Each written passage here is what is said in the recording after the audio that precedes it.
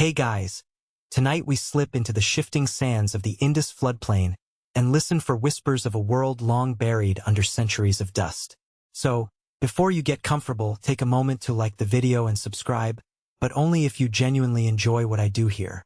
Drop a comment below and tell me what city you're tuning in from and what time it is on your clock right now. Now, dim the lights, maybe turn on a fan for that soft background hum, and let's ease into tonight's journey together. You step onto a narrow, crumbling ridge that overlooks a vast, marshy plain stretching to the horizon. The air tastes faintly sweet, mixed with mud and distant blooms from reeds beyond sight. Above you, the sky graduates from deep navy to a soft bluish-gray as moonlight filters through scattered clouds. Underfoot, the soil gives slightly with every step, releasing wisps of damp earth that cling to your boots. It's easy to imagine ancient eyes watching you, curious faces peering through wattle and daub walls long since reclaimed by wind and rain. You take a slow breath, letting the stillness settle around your shoulders. As you move forward, the beam of your flashlight catches broken pottery shards half buried in the silt. You crouch and gently lift one, brushing away dust to reveal faded patterns in red ochre dancing across buff clay. Mainstream archaeology tells us that by around 7000 BCE, villagers at Mehrgarh along this very plain had already mastered wheat and barley cultivation. A revolutionary leap that transformed nomadic bands into settled communities and laid the foundations of urban life centuries later. You can almost hear the crackling of hearth fires where those pots once held porridge and stew. A low breeze stirs tall grasses, sending a ripple of silver in their tops under the moon. You follow that shimmer to a shallow trench lined with flat river stones. Some scholars propose these were early versions of granaries, villagers pouring harvested grain into these pits to dry, then returning days later to sift out debris. Others argue they were ritual basins used in seed purification ceremonies before planting, a sort of ancient quality control rite. Historians are still debating this question. You lean closer, feeling the cool stone under your palm and imagining the weight of those grains. Moving on, you notice a cluster of circular pits rimmed with bundled reeds. One of the hollows contains charred kernels preserved by fire, a sample of carbonized wheat and barley that survived millennia. You pour a handful into your hand. They crunch under your fingertips. Obscure fact, at some early Mehrgarh sites, farmers mixed tiny pebbles with their stored grain to deter insects, effectively inventing a rudimentary pest control technique centuries before modern entomology textbooks existed. You sip the memories carried by those kernels, tasting smoke, earth, and human ingenuity. The moon's glow highlights a low mound, a collapsed structure of mud bricks. Each brick rests in uniform alignment, roughly 28 by 14 by 7 centimeters, indicating standardized measures well before any central authority demanded them. Mainstream surveys emphasize how this proto-standardization paved the way for mature Harappan cities like Mohenjo Daro, where orderly streets and uniform houses rose almost overnight. Yet here, under your boot, you're witnessing the humble origins of civic planning, where communal agreement on brick sizes transformed simple huts into cohesive neighborhoods. You pause beneath a sandstone outcrop marked by faint notches. Some believe these scratchings were tally marks, primitive records of livestock counts or grain tallies. Others see them as symbolic signs marking seasonal transitions, perhaps inscribed by shamans tracking solar cycles. Historians are still debating this question. You run a finger along one groove, marveling at the thought that in a single gesture, someone attempted to impose order on the chaos of daily life. A few steps later, your flashlight beam settles on two half-buried clay figurines. One is a squat female form with exaggerated hips and a conical headpiece, the earliest known mother goddess archetype in this region. She sits serenely, hands resting on her knees as if guarding her people. Obscure tidbit.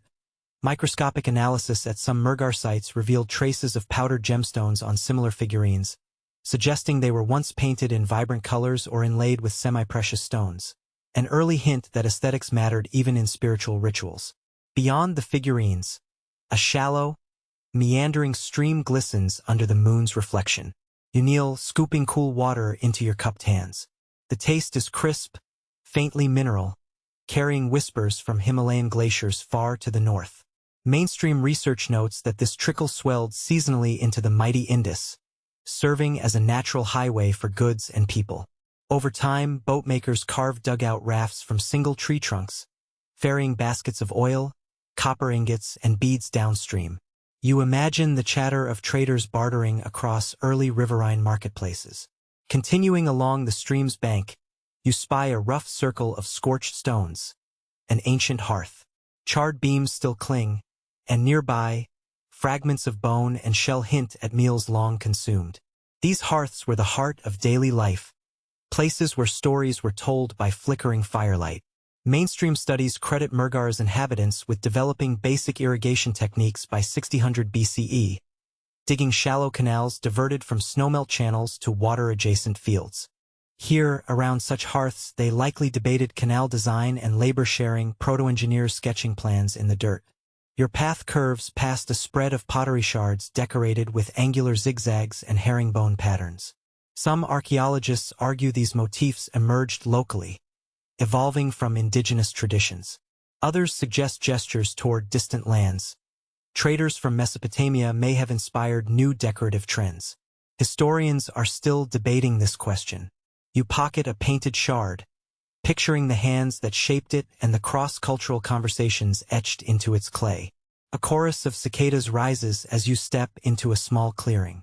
Fireflies pulse overhead like celestial signals.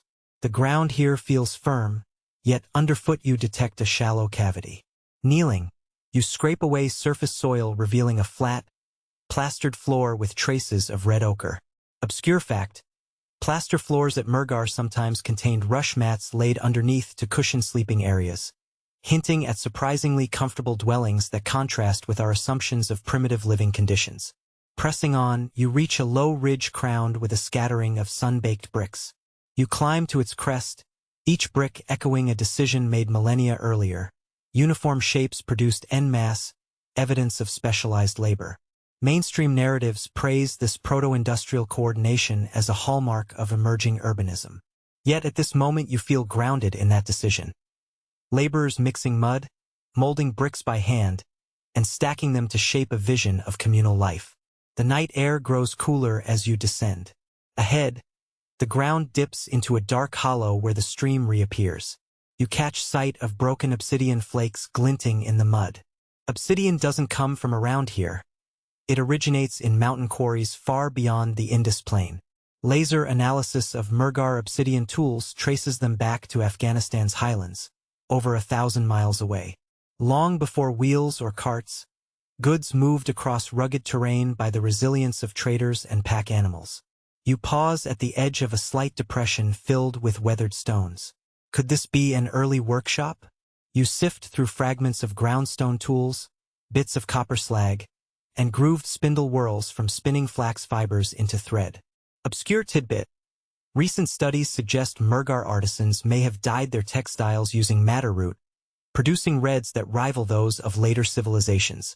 Imagine that: vibrant cloth draped across simple frames, people expressing style and identity even then. As the sky blushes with pre-dawn light, you turn toward a cluster of reed-covered huts still mounded into the hillside. The roof timbers have long since rotted, but the outlines remain clear. Inside, compacted earth floors show traces of hearths, storage pits, and low platforms for sleeping. Mainstream sources note that by 5500 BCE, Mehrgarh homes evolved from simple pit houses to rectangular mudbrick dwellings, a key architectural shift that spread across the Indus Basin. Your silhouette stretches in the growing light as you survey the plain. In the distance, a faint ridge will later be called Kili Gul Muhammad, representing a regional variation of early Harappan culture. Some experts consider it a distinct phase, while others see it as part of a continuous progression from Mehrgarh traditions. Historians are still debating this question. You stand at the crossroads of that debate, feeling the weight of unanswered questions in the cool breeze. A soft trill of a lark lifts your spirits as you wander back toward your makeshift base camp. Beneath a scattering of stones, you spot a simple clay disc etched with a grid of tiny squares. Could this be an early game piece? Evidence of dice-like gaming stones at Mehrgarh hints that leisure and play existed alongside work. a reminder that humans have always sought joy amid survival's demands. Obscure tidbit. One gaming board found there had pits drilled in geometric patterns, suggesting players tracked scores, or perhaps even mapped celestial constellations. You gather near a small fire where logs smolder and cast flickering shadows. You prop the pottery shard you carried earlier on a flat stone, as if offering it back to the earth. Mainstream studies emphasize that by this time, regional trade networks supplied raw materials: copper from the Khetri Hills, lapis lazuli from Afghanistan, shells from the Arabian Sea, laying the groundwork for high-level commerce.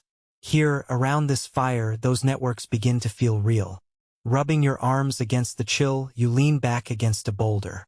The sky above is streaked with coral and gold as dawn breaks. The marshy plain stretches before you, punctuated by low mounds that mark long-forgotten villages. Each mound, or tell, holds layers of history waiting to be unearthed by patient hands. Obscure fact. Some tells at Mehrgarh contain up to 14 occupation layers, each separated by thin ash deposits. Silent chapters in a continuous story of human adaptation. You close your eyes and listen. The breeze rustling grass, the distant call of an early bird, the quiet crackle of embers. In this moment you're neither in the modern world nor entirely lost in antiquity. You're suspended between epochs. You can almost see communal gatherings where elders debate canal maintenance, farmers barter grain, potters carve patterns, and children chase each other beneath mud walls. It's a living, breathing tableau that defies time. When you open your eyes, you spot a shallow pool reflecting the dawn sky. Tiny insects dance on its surface, while reeds bow their heads in greeting. This oasis will one day feed fields that yield enough wheat and barley to support bustling cities of tens of thousands. Mainstream archaeology reminds us that the leap from a single hut to a metropolis like Mohenjo Daro took centuries. But it all begins here, with small innovations in irrigation, storage, and community living. You take one last walk along the edge of the pool, letting your fingertips skim the water. The coolness anchors you, connecting your present to countless mornings lived by these banks. Obscure tidbit. Pollen samples from similar wetlands show that early farmers rotated wheat with pulses to maintain soil fertility. An ecological wisdom lost and rediscovered time and again by later civilizations. With the sun rising fully, you turn back toward the mud brick huts. Your boots crunch along a ridge that will someday guide excavators to hidden chambers and ancient streets. You pause to trace the outline of a primitive doorway carved into the earth, just wide enough for two people to pass side by side. In your mind, you see a family stepping through that portal each morning to begin daily tasks. Drawing water, tending fields, crafting tools. As you reach your campfire, the embers have faded to glowing coals. You brush ash from your pants and cradle a smooth, fitted shard in your palm. It's a small thing easily overlooked. Yet in it you hold the echo of countless hands that shaped clay, wove thread, and charted the course of civilization. You slip the shard gently into your pack. You lean forward and stir the coals once more, watching tongues of red light lick the air. The scene before you will soon vanish under midday glare, becoming just another memory. Yet these whispers beneath the sands persist, carried in every grain of soil and every carved brick. You let the moment settle like dust in your lungs. Heavy with history, alive with possibility. Exhausted and exhilarated, you stand and stretch. The world feels bigger now, layered with human dreams and endeavors you've only just begun to grasp. You step away from the flame, letting the plane draw you forward toward tomorrow's discoveries. For now, though, you walk back into daylight with the hush of ancient voices resonating in your chest. You wake to the soft glow of dawn filtering through a grove of tamarisk trees.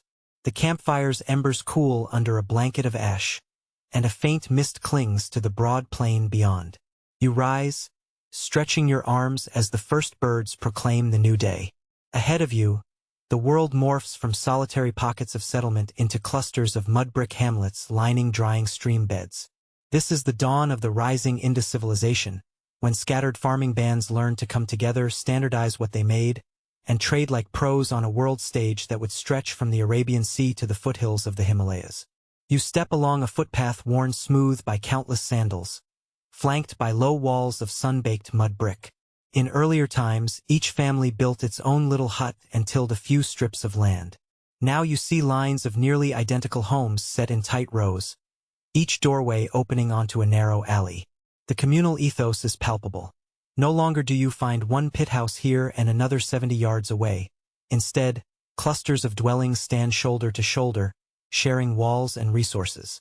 Mainstream archaeology tells us that by 4000 BCE, settlement patterns across the Indus Valley reveal planned villages, foreshadowing the great cities of Harappa and Mohenjo Daro centuries later. As you wander deeper into one of these proto-urban settlements, your gaze falls on a row of small, carved steatite weights neatly arranged on a low stone bench. Each one is a perfect cube or truncated cone, weighing exactly 13.7 grams or multiples thereof. You lift one between thumb and forefinger. It feels heavier than you'd expect, dense and cool to the touch. These standardized weights served as the backbone of early Indus trade, ensuring that a beaded necklace or a sack of grain could be valued fairly across hundreds of miles.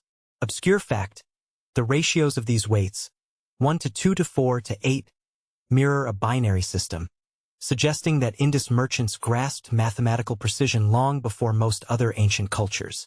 You tuck a weight into your pack, marveling at the ingenuity it represents.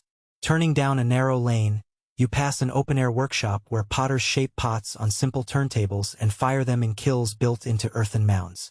The air smells of wet clay and burning chaff. You watch as a young artisan inspects a fired jar, tapping it with a small flint tool to test its thickness. Mainstream studies note that standard vessel forms and sizes appear across the region, indicating shared norms, probably enforced by merchant guilds or civic authorities. Yet here, in the flickering kiln light, you sense the rhythm of individuals at work, not faceless bureaucracy. Historians are still debating this question. Did the Indus community self-organize through informal association, or was there an overarching authority mandating these standards? The murmur of conversation draws you toward a cluster of trading booths shaded by woven mats. Merchants from the Indus heartland haggle with seafaring traders who brought carnelian beads from Gujarat and lapis lazuli from distant Afghanistan. You hear the click of steatite weights against a balance scale as one merchant counts out measures of grain in exchange for a string of translucent beads. You step closer, catching snippets. 6 bags for this necklace. No less, says one trader. The last caravan paid only 4, retorts the other. The dispute dissolves in shared laughter, and you imagine the same friendly bartering happening at riverbank markets from Punjab to Sindh. As you drift through the booths, you notice that raw materials pile in neat heaps. Copper ingots from the Khetri Hills, red ochre from a nearby quarry, seashells from the Arabian Sea. Each material is marked by a small steatite seal. Tiny, square tablets etched with animal motifs and 5 to 7 enigmatic symbols. You pick up one seal and turn it over, tracing the stylized unicorn etched into its face. These seals functioned as merchants' marks, stamping damp clay on trade packages to identify ownership or origin. Obscure fact: chemical analysis of seal impressions on amphorae suggests some Harappan merchants extended their trade as far as Mesopotamia, leaving Indus cylinder seal impressions in ancient Sumerian sites. You pocket the seal, storing its weight and history in your mind. A breeze picks up, rustling the thatch of a nearby granary. You step inside to find earthen bins lined up like silent sentinels, each one brimming with barley, wheat, and millet. The floor is raised on stone pillars to keep pests at bay, and the entrance is just wide enough for 2 people to pass side by side. Mainstream accounts credit these granaries as evidence of communal food storage, civic granaries that could feed an entire town during drought or flood. Yet you spot small chinks at the base where mice might squeeze through, and you wonder, were these granaries perfectly managed, or did every village suffer occasional losses? Historians are still debating this question. You exit the granary into a buzzing courtyard where women pour cereal between baskets to separate chaff from grain. The sound is rhythmic, like a lullaby. You kneel down, scooping up a handful of grain to rub between your palms. It's warm, heavy with earthy sweetness. Obscure detail: pollen grains trapped inside storage pits reveal that ancient farmers rotated pulses like lentils and peas with cereals to replenish nitrogen in the soil. an eco-friendly practice lost and reinvented by modern agronomists millennia later. Leaving the courtyard, you follow a raised embankment that protects the settlement from monsoon floodwaters. The wall, nearly 2 meters high, is packed with gravel and lined with compacted earth on both sides. You run a finger along its top, still rough from the builder's tools. Mainstream surveys of Indus towns note elaborate flood control measures, baked brick flood walls, drainage channels, and stepped embankments. This early flood management saved crops and lives, but you realize it also required organized planning and labor mobilization. Who decided to build these walls? Historians are still debating this question. Stepping off the embankment, you reach a narrow channel where water seeps along a covered brick drain. You shine your light inside. Neatly laid bricks slope toward an outlet, carrying wastewater away from houses. Mainstream archaeology lauds Indus drainage as the world's earliest sewage system. Some drains still flow in modern Karachi. Yet here, at ground level, you glimpse a broken section patched crudely with mud. You wonder, were these drains maintained regularly, or did occasional neglect lead to blockages and disease? Historians are still debating this question. The path leads you to a small shrine tucked into a corner of the settlement. It's a simple platform of brick topped with a low clay bench. On it lies a broken terracotta figurine of an animal, probably a bull or buffalo, its features smoothed by time. You kneel, picking up one horn and curling your fingers around its curve. It feels potent, a talisman that once watched over livestock and fields. Obscure tidbit. At some early Harappan shrines, archaeologists have found offerings of red deer antlers and shells from far-off coasts. Gifts that suggest wide-ranging spiritual connections. From the shrine, you climb a gentle ramp onto a thick platform, a precursor to the famous citadel mounds of mature Harappan cities. As you ascend, you feel the ground solidify underfoot, a raised stage overlooking the entire settlement. You imagine civic meetings held here, elders and leaders discussing matters of trade, irrigation, and defense. Mainstream historians describe these elevated platforms as the heart of Indus civic life, where religion, governance, and economy intertwined. Yet the absence of palaces or overtly grand structures has led to debate.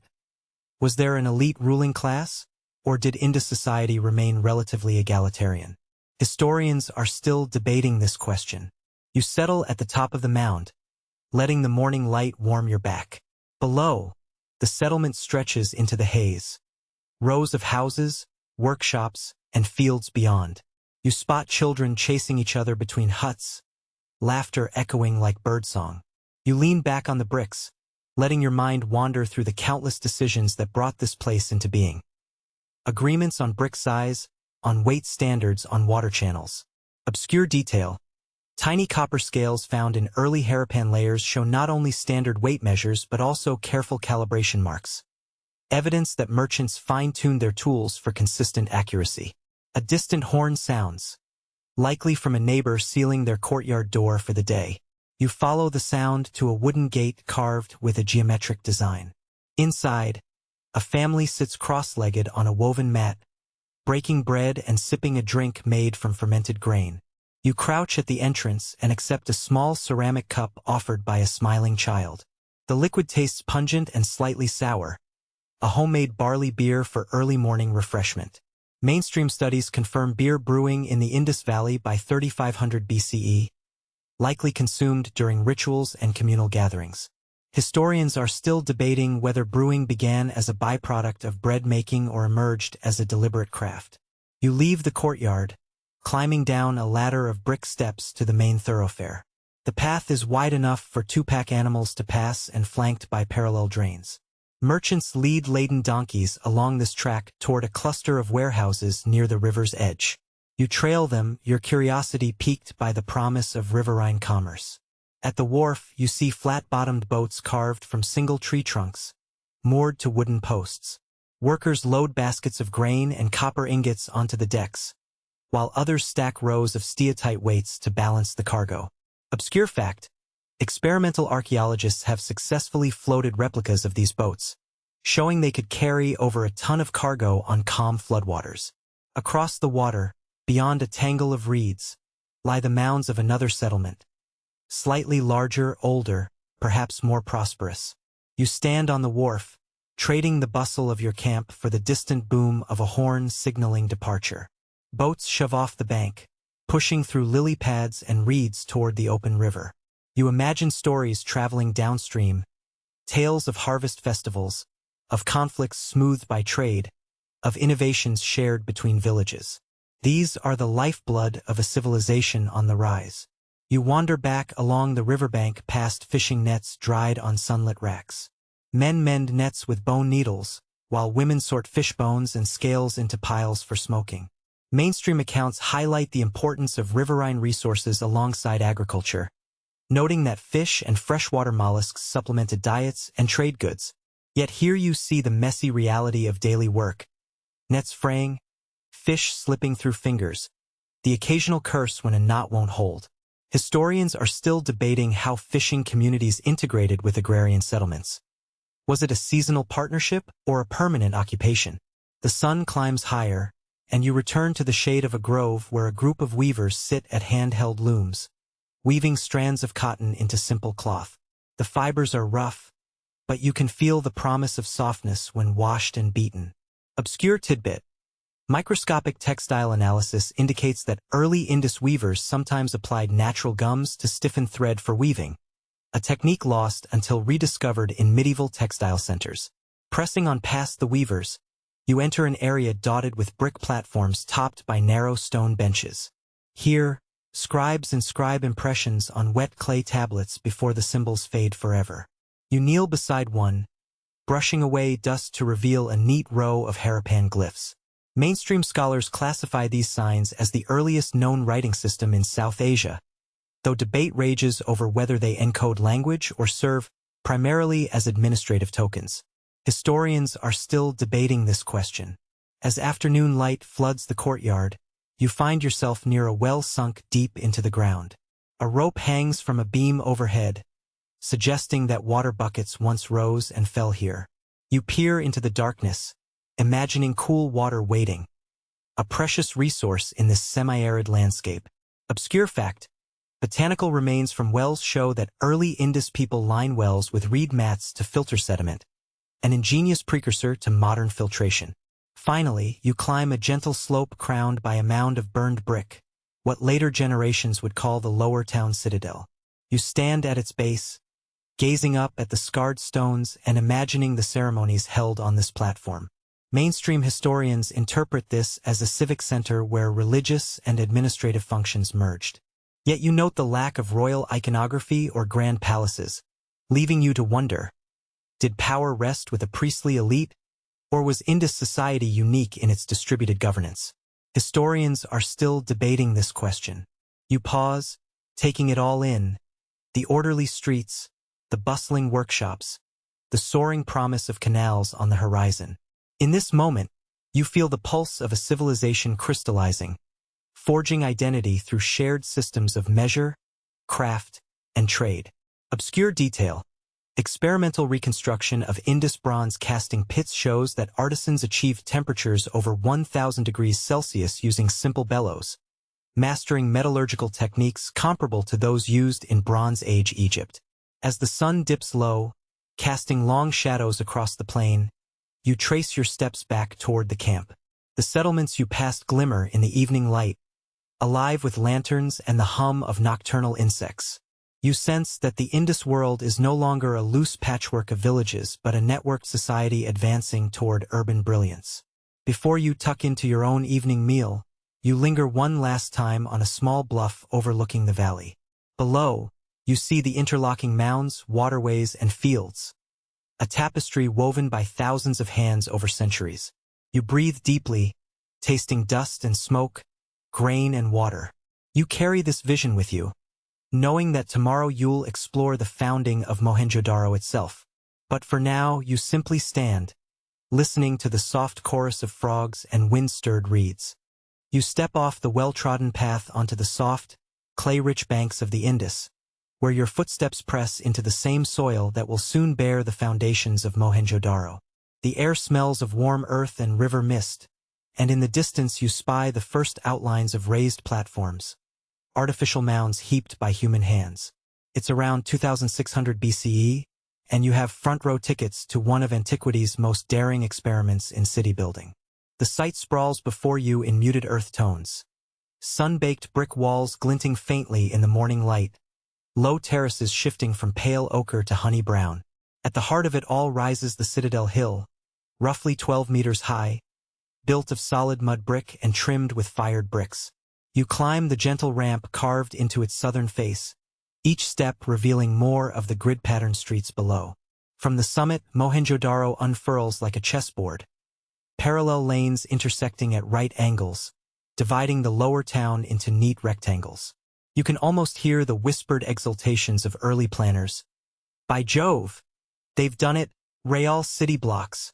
Mainstream archaeologists date the city's zenith to between 2600 and 1900 BCE, with a population estimated around 40,000 inhabitants, making it one of the largest urban centers of its era.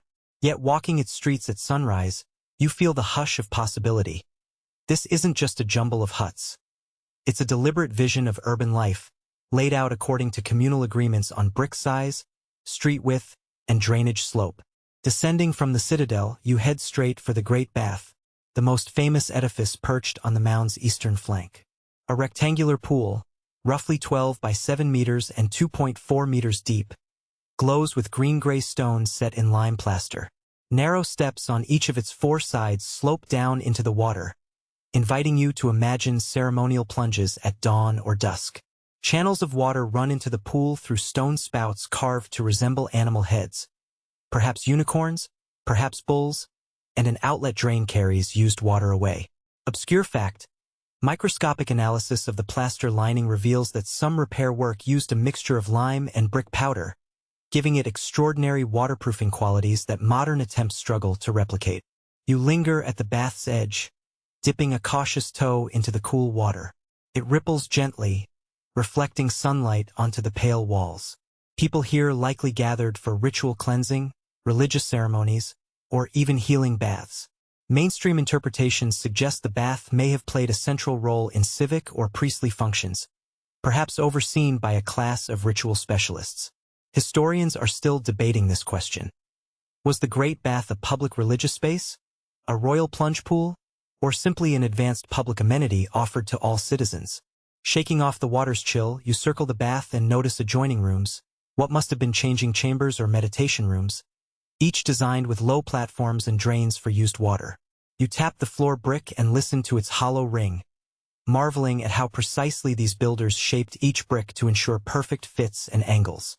No 2 bricks deviate by more than a few millimeters. An astonishing level of craftsmanship for hand-molded clay.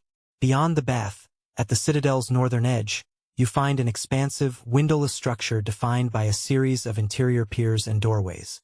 This granary covers an area of about 45 by 15 meters, with thick walls and a raised floor supported by brick piers, ideal for keeping grain dry and pests at bay. You squeeze between 2 piers and peer down. The soil beneath is compacted, with faint traces of grain husks visible in the cracks. Mainstream sources treat this as evidence of civic food storage, reserves meant to feed the populace during lean years. Yet recent soil analysis suggests that some pits may never have held grain at all, leading some archaeologists to argue the structure served as a warehouse for finished goods or even as a ritual space. Historians are still debating this question. Leaving the citadel, you push through a low, arched gateway into the lower town. Immediately you're struck by the uniformity. Houses built of burnt brick in ratios of 4 to 2 to 1, doorways set a meter above street level, and each dwelling abutting a covered drain. You walk down Street 5, one of the widest lanes at nearly 9 meters across, imagining the shared labor it took to clear debris after torrential monsoon rains. Mainstream studies highlight that Mohenjo Daro's engineers designed drains with removable brick lids, allowing residents to access and clean them, a feature far ahead of its time. On either side of the street, you glimpse single-room houses, each with a courtyard at its center. You duck through the low doorway of one such dwelling. Inside, the courtyard is paved with brick and flanked by small rooms, likely bedrooms, kitchens, and storage areas. In the corner stands a cylindrical well, lined with well-fired brick rings. You reach down to test the water, cool, slightly sweet, free of sediment. Obscure detail. Botanical studies of well deposit cores show seasonal pollen layers, suggesting residents tracked planting seasons with surprising accuracy. Exiting the house, you pass a public well carved into the street. Women wait with water pots balanced on their heads, chatting in a soft hum. A boy chases a stray goat between the walls, its hooves echoing. You step closer to listen. "Did you hear about the caravan from Maluha?" asks one of the women. Maluha, that's what Mesopotamians called the Indus lands. Spices, precious stones, ivory. Rumor has it loads of exotic goods arrive here, carried by sailboats and rivercraft. Your curiosity piqued, you follow the thread of commerce to an open area where traders have set down bales of cotton cloth, copper fishhooks, and beads of steatite. You handle a string of tiny carnelian beads, each one drilled so precisely you swear it could only have been made with a bow drill held by a master craftsman. Mainstream research confirms that by 2500 BCE, Mohenjo Daro was a hub of bead-making technology, producing millions of beads for local use and export. Obscure fact, some beadmakers used a mixture of ginger juice and ground quartz as abrasive paste on drill tips, increasing drilling speed. A secret not rediscovered until the 19th century. Pushing on, you find yourself in a narrow lane where water trickles through a grated drain covered by baked brick slabs. You lift one slab, revealing a brick-lined channel that slopes gently toward the riverbank. Nearby, a man crouches by the drain, cleaning silt and vegetable peelings. You crouch beside him, interested in the rhythms of city maintenance. "This drains the kitchen waste," he says, shrugging. "Keeps the streets clean. And the city smells better than those pits in older villages."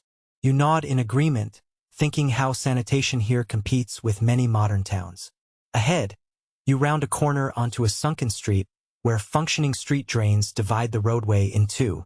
This was probably the main thoroughfare, where carts could pass and neighbors canary call gossip across courtyards.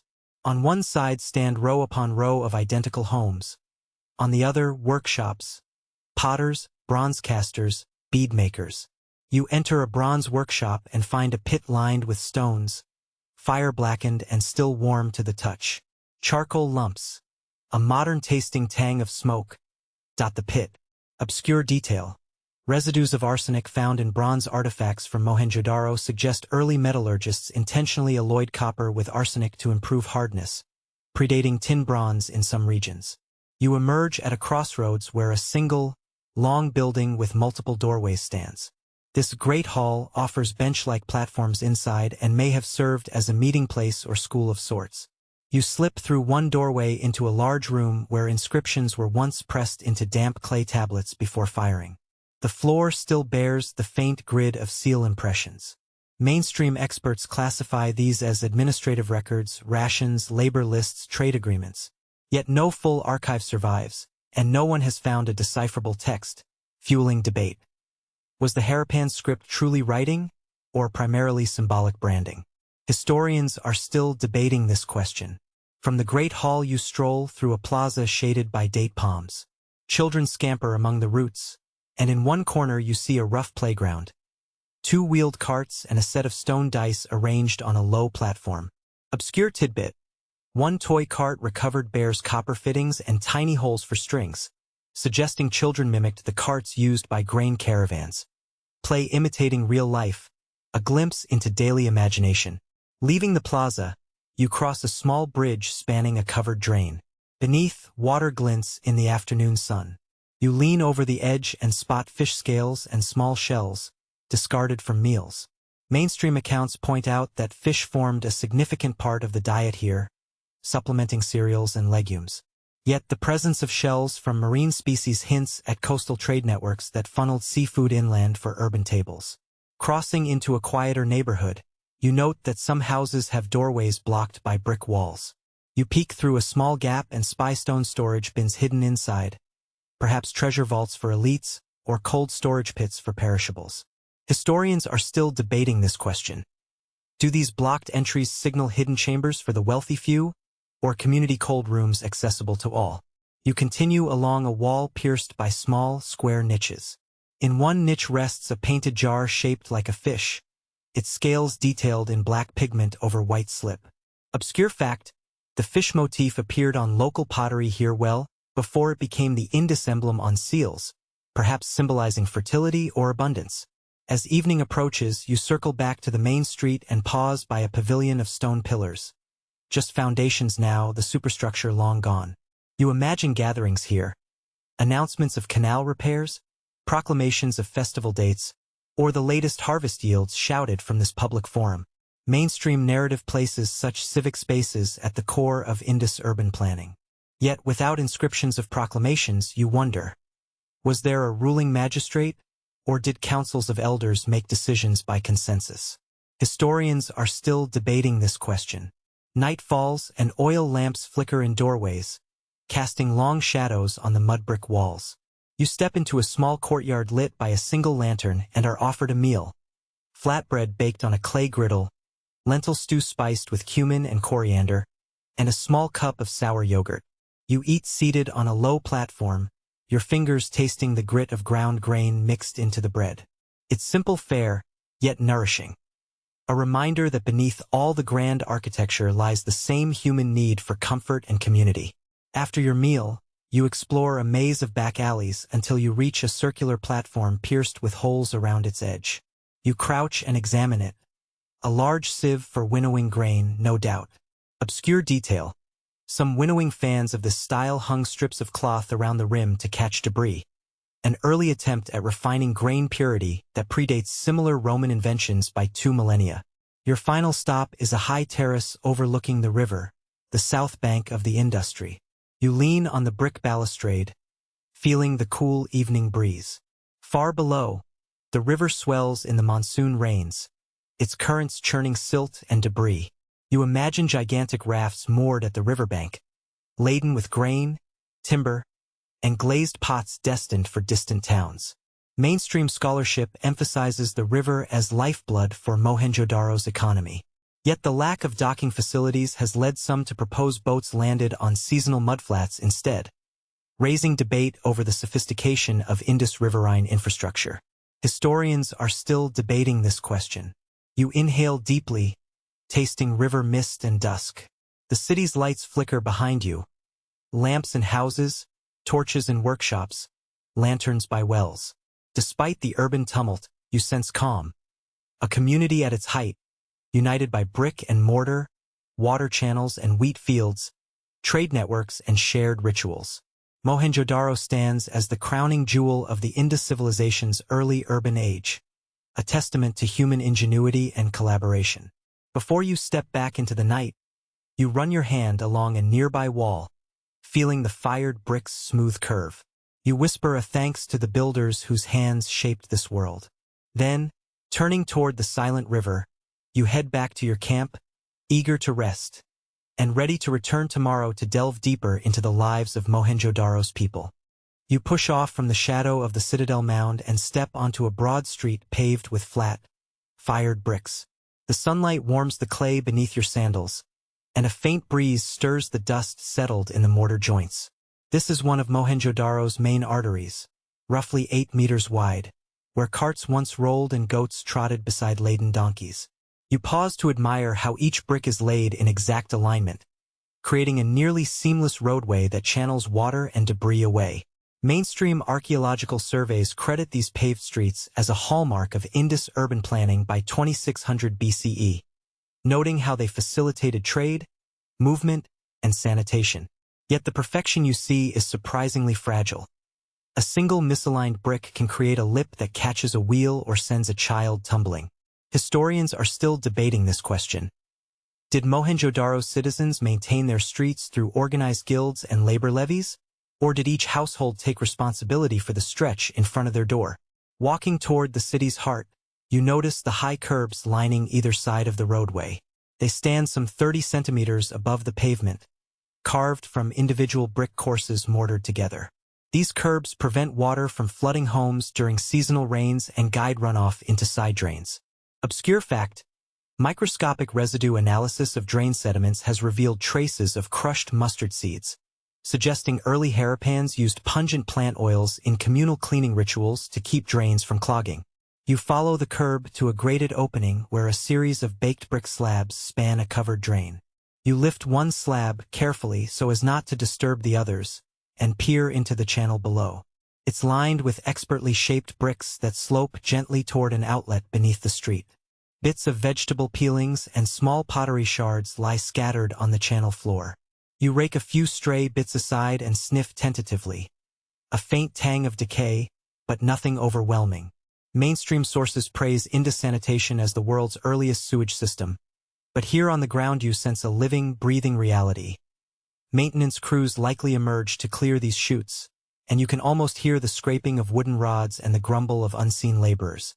Emerging from the drain, you wander down a narrower lane that branches off the main street. Homes here are smaller, more modest, but still built of uniform, kiln-fired brick. You pass doorsteps raised roughly half a meter above street level, each marked by a single step. This elevation keeps living spaces dry when monsoonal torrents flood the roads. You slip through one doorway into a tiny courtyard no larger than 10 square meters. The space is paved with brick and flanked by low benches built into the walls. To your right, a cylindrical well, lined with brick rings, descends into the earth. You let your hand trail along the smooth rim and feel faint striations, marks of a rope repeatedly rubbing the brick. Someone, centuries ago, lowered a bucket here each morning to draw water for cooking and cleaning. In the courtyard's center, you see a circular depression 30 centimeters deep. It's ringed by stones and filled with faded traces of ash. Obscure detail. Some of these household pits were used as small, private kilns for firing pottery in emergencies or for reheating grain, a local adaptation of communal kiln use.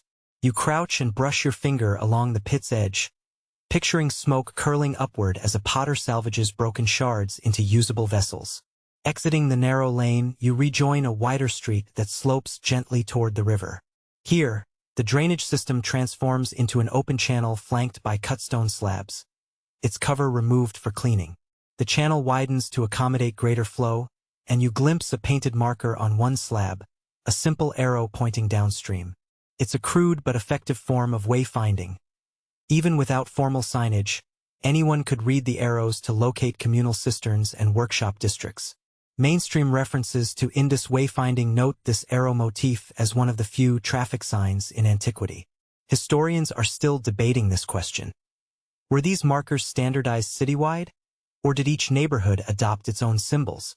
You tread across a shallow stone ford and arrive at a pair of imposing structures set on either side of the street.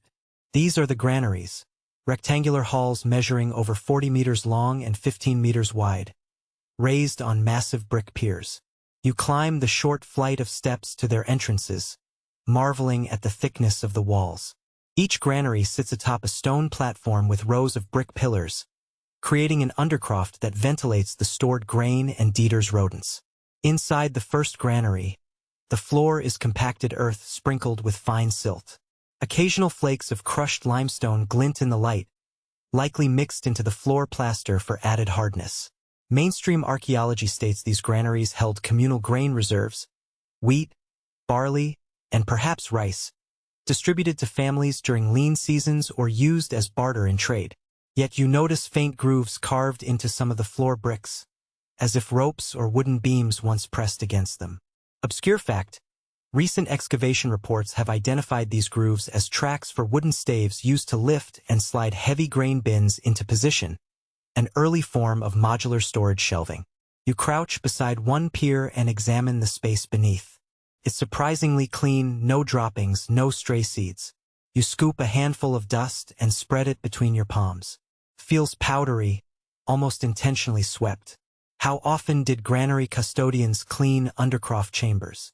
Mainstream texts suggest seasonal clearouts at harvest time, but this near-sterile appearance hints at more frequent maintenance, perhaps fortnightly or even weekly. Historians are still debating this question. Was granary care a volunteer civic duty, or did a specialized caretaker class oversee these vital stores? Leaving the first hall, you cross a small courtyard to the second. Between them lies a low bench of stone where steatite weights were once placed to measure incoming grain. You pick up a cube weighing roughly 13.6 grams and tap it against your palm.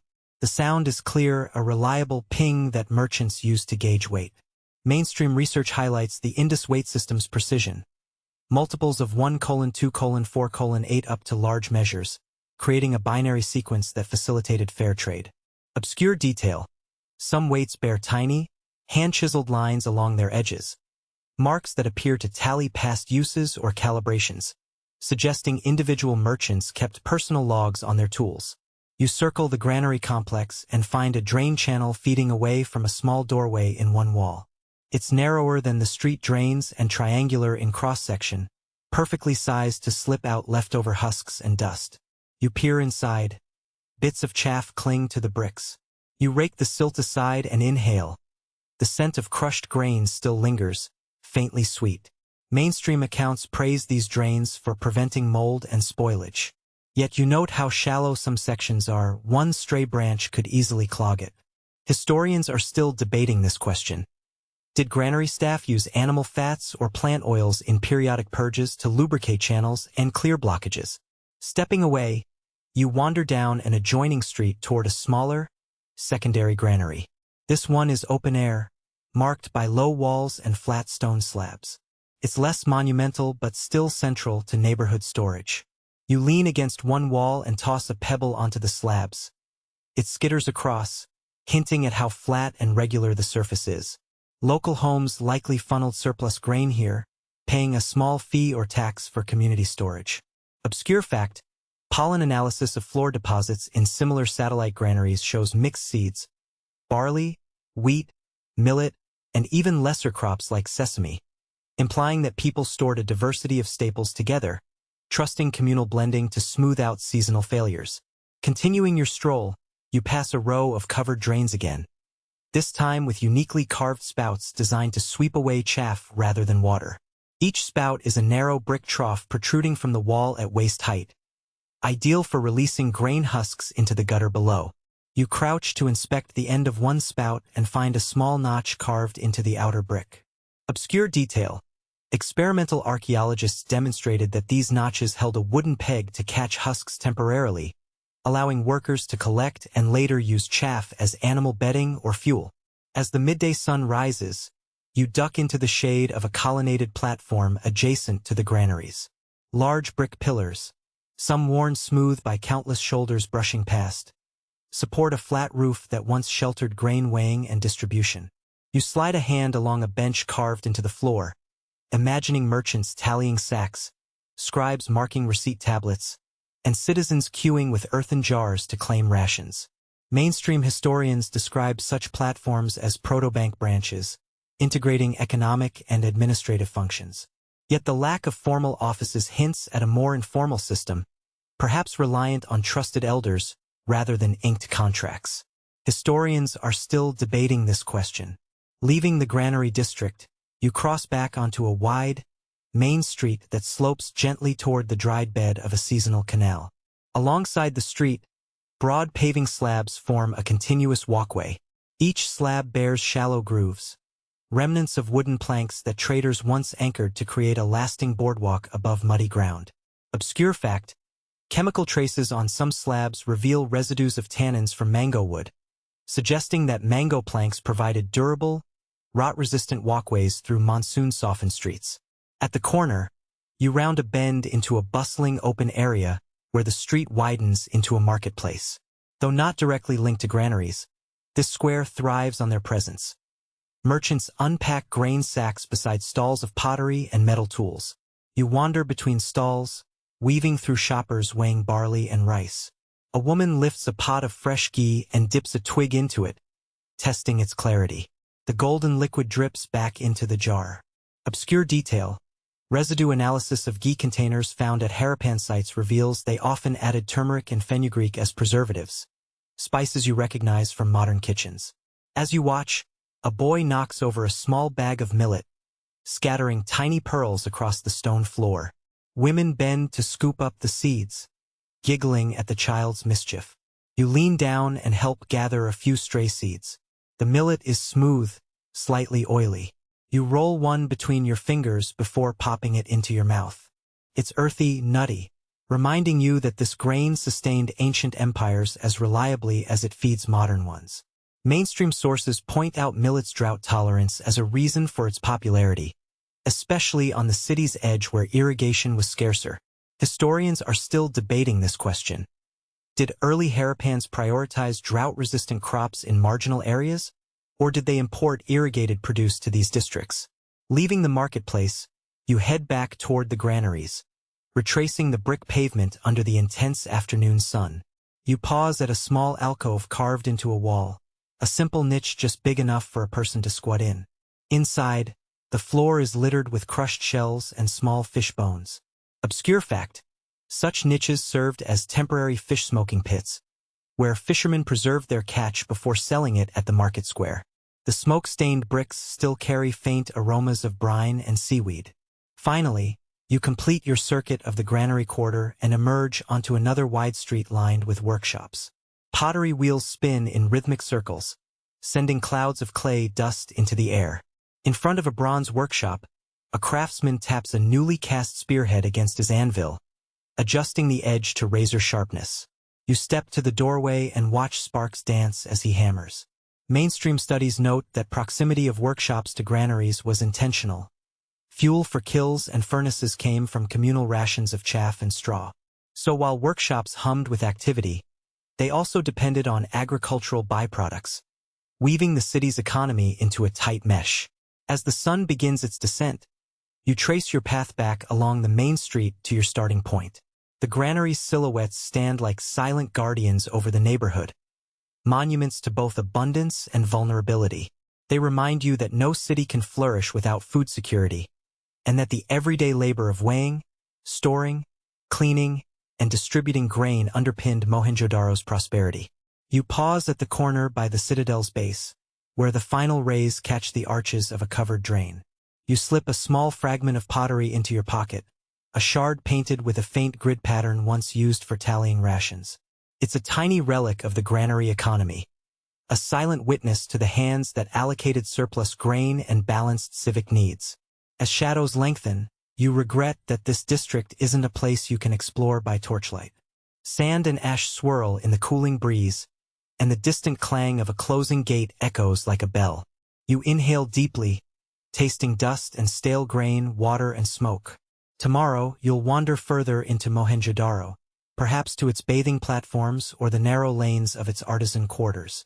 But for now, you let the rhythm of streets and granaries settle over you, a reminder that even the grandest cities are built on the humblest of tasks.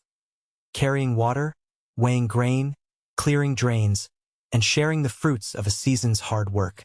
You wake before the sun cracks the horizon, lying on a woven reed mat in your courtyard chamber.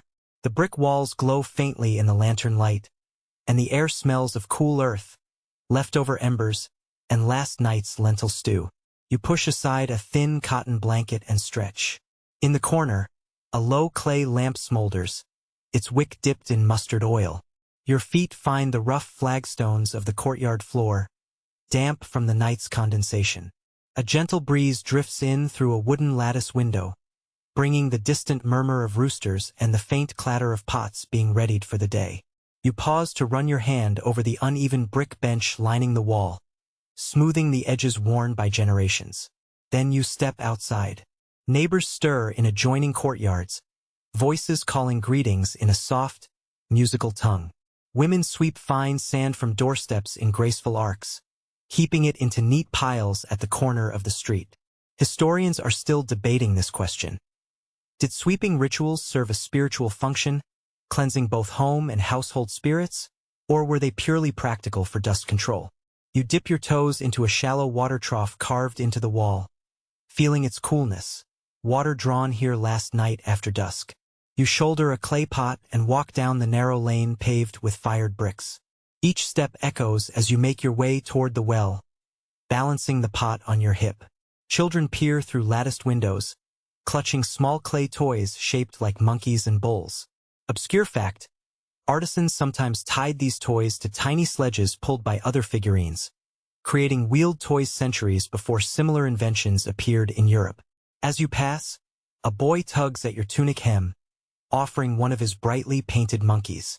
You kneel and trade him a small flint blade for the toy, hoping its sharp edge still slices root vegetables when needed. The communal well stands in a small plaza where two lanes converge. A stone canopy arches overhead, supported by carved pillars, unusual on this modest scale. Mainstream sources note that Harappan wells often featured superstructures, suggesting an early appreciation for both form and function. You lower your pot into the well on a rope looped through a wooden frame, feeling the weight shift as the vessel sinks. Someone behind you hums a tune, its echo resonating against brick walls. You draw up the pot with slow, deliberate motions, careful not to jostle your neighbor's load. As you set the pot down on the well's rim, you exchange morning pleasantries in the local tongue. A woman behind you offers bread rolls made from barley with a hint of honey. She winks, fuel for the long day ahead. Her kindness reminds you that daily life here thrives on small acts of community. Obscure detail. Genetic analysis of barley husks from Mohenjo Daro suggests that women fermented honey into bread, creating an early sweet leavening. Historians are still debating this question. Turning from the well, you head back to your courtyard, balancing the pot on your head. Sunbeams pierce through the lattice window, painting golden stripes on the brick floor. You gently kneel before a handheld corn stone, the larger base smoothing lumps in yesterday's grain. A small spout of ground flour drifts into a clay bowl as you rotate the upper stone in steady circles. Mainstream archaeology tells us that communal grinding was often done by women sitting together, forging social bonds as well as sustenance. You imagine the laughter echoing through the courtyard as groups rotated stones in unison. Next, you carry the flour to a flat, circular hearth built into the ground. A pit beneath holds smoldering acacia wood, prized for its hot, steady burn. You press small dough rounds onto the hearth wall. They cling like flattened discs before puffing and browning within moments. Obscure fact, some Harappan chefs added crushed sesame seeds to dough, one of the earliest recorded uses of sesame in flatbreads, centuries before sesame spread across the Middle East. The aroma is warm and nutty, mingling with the scent of parching wheat. By mid-morning, you gather at the edge of the courtyard with neighbors.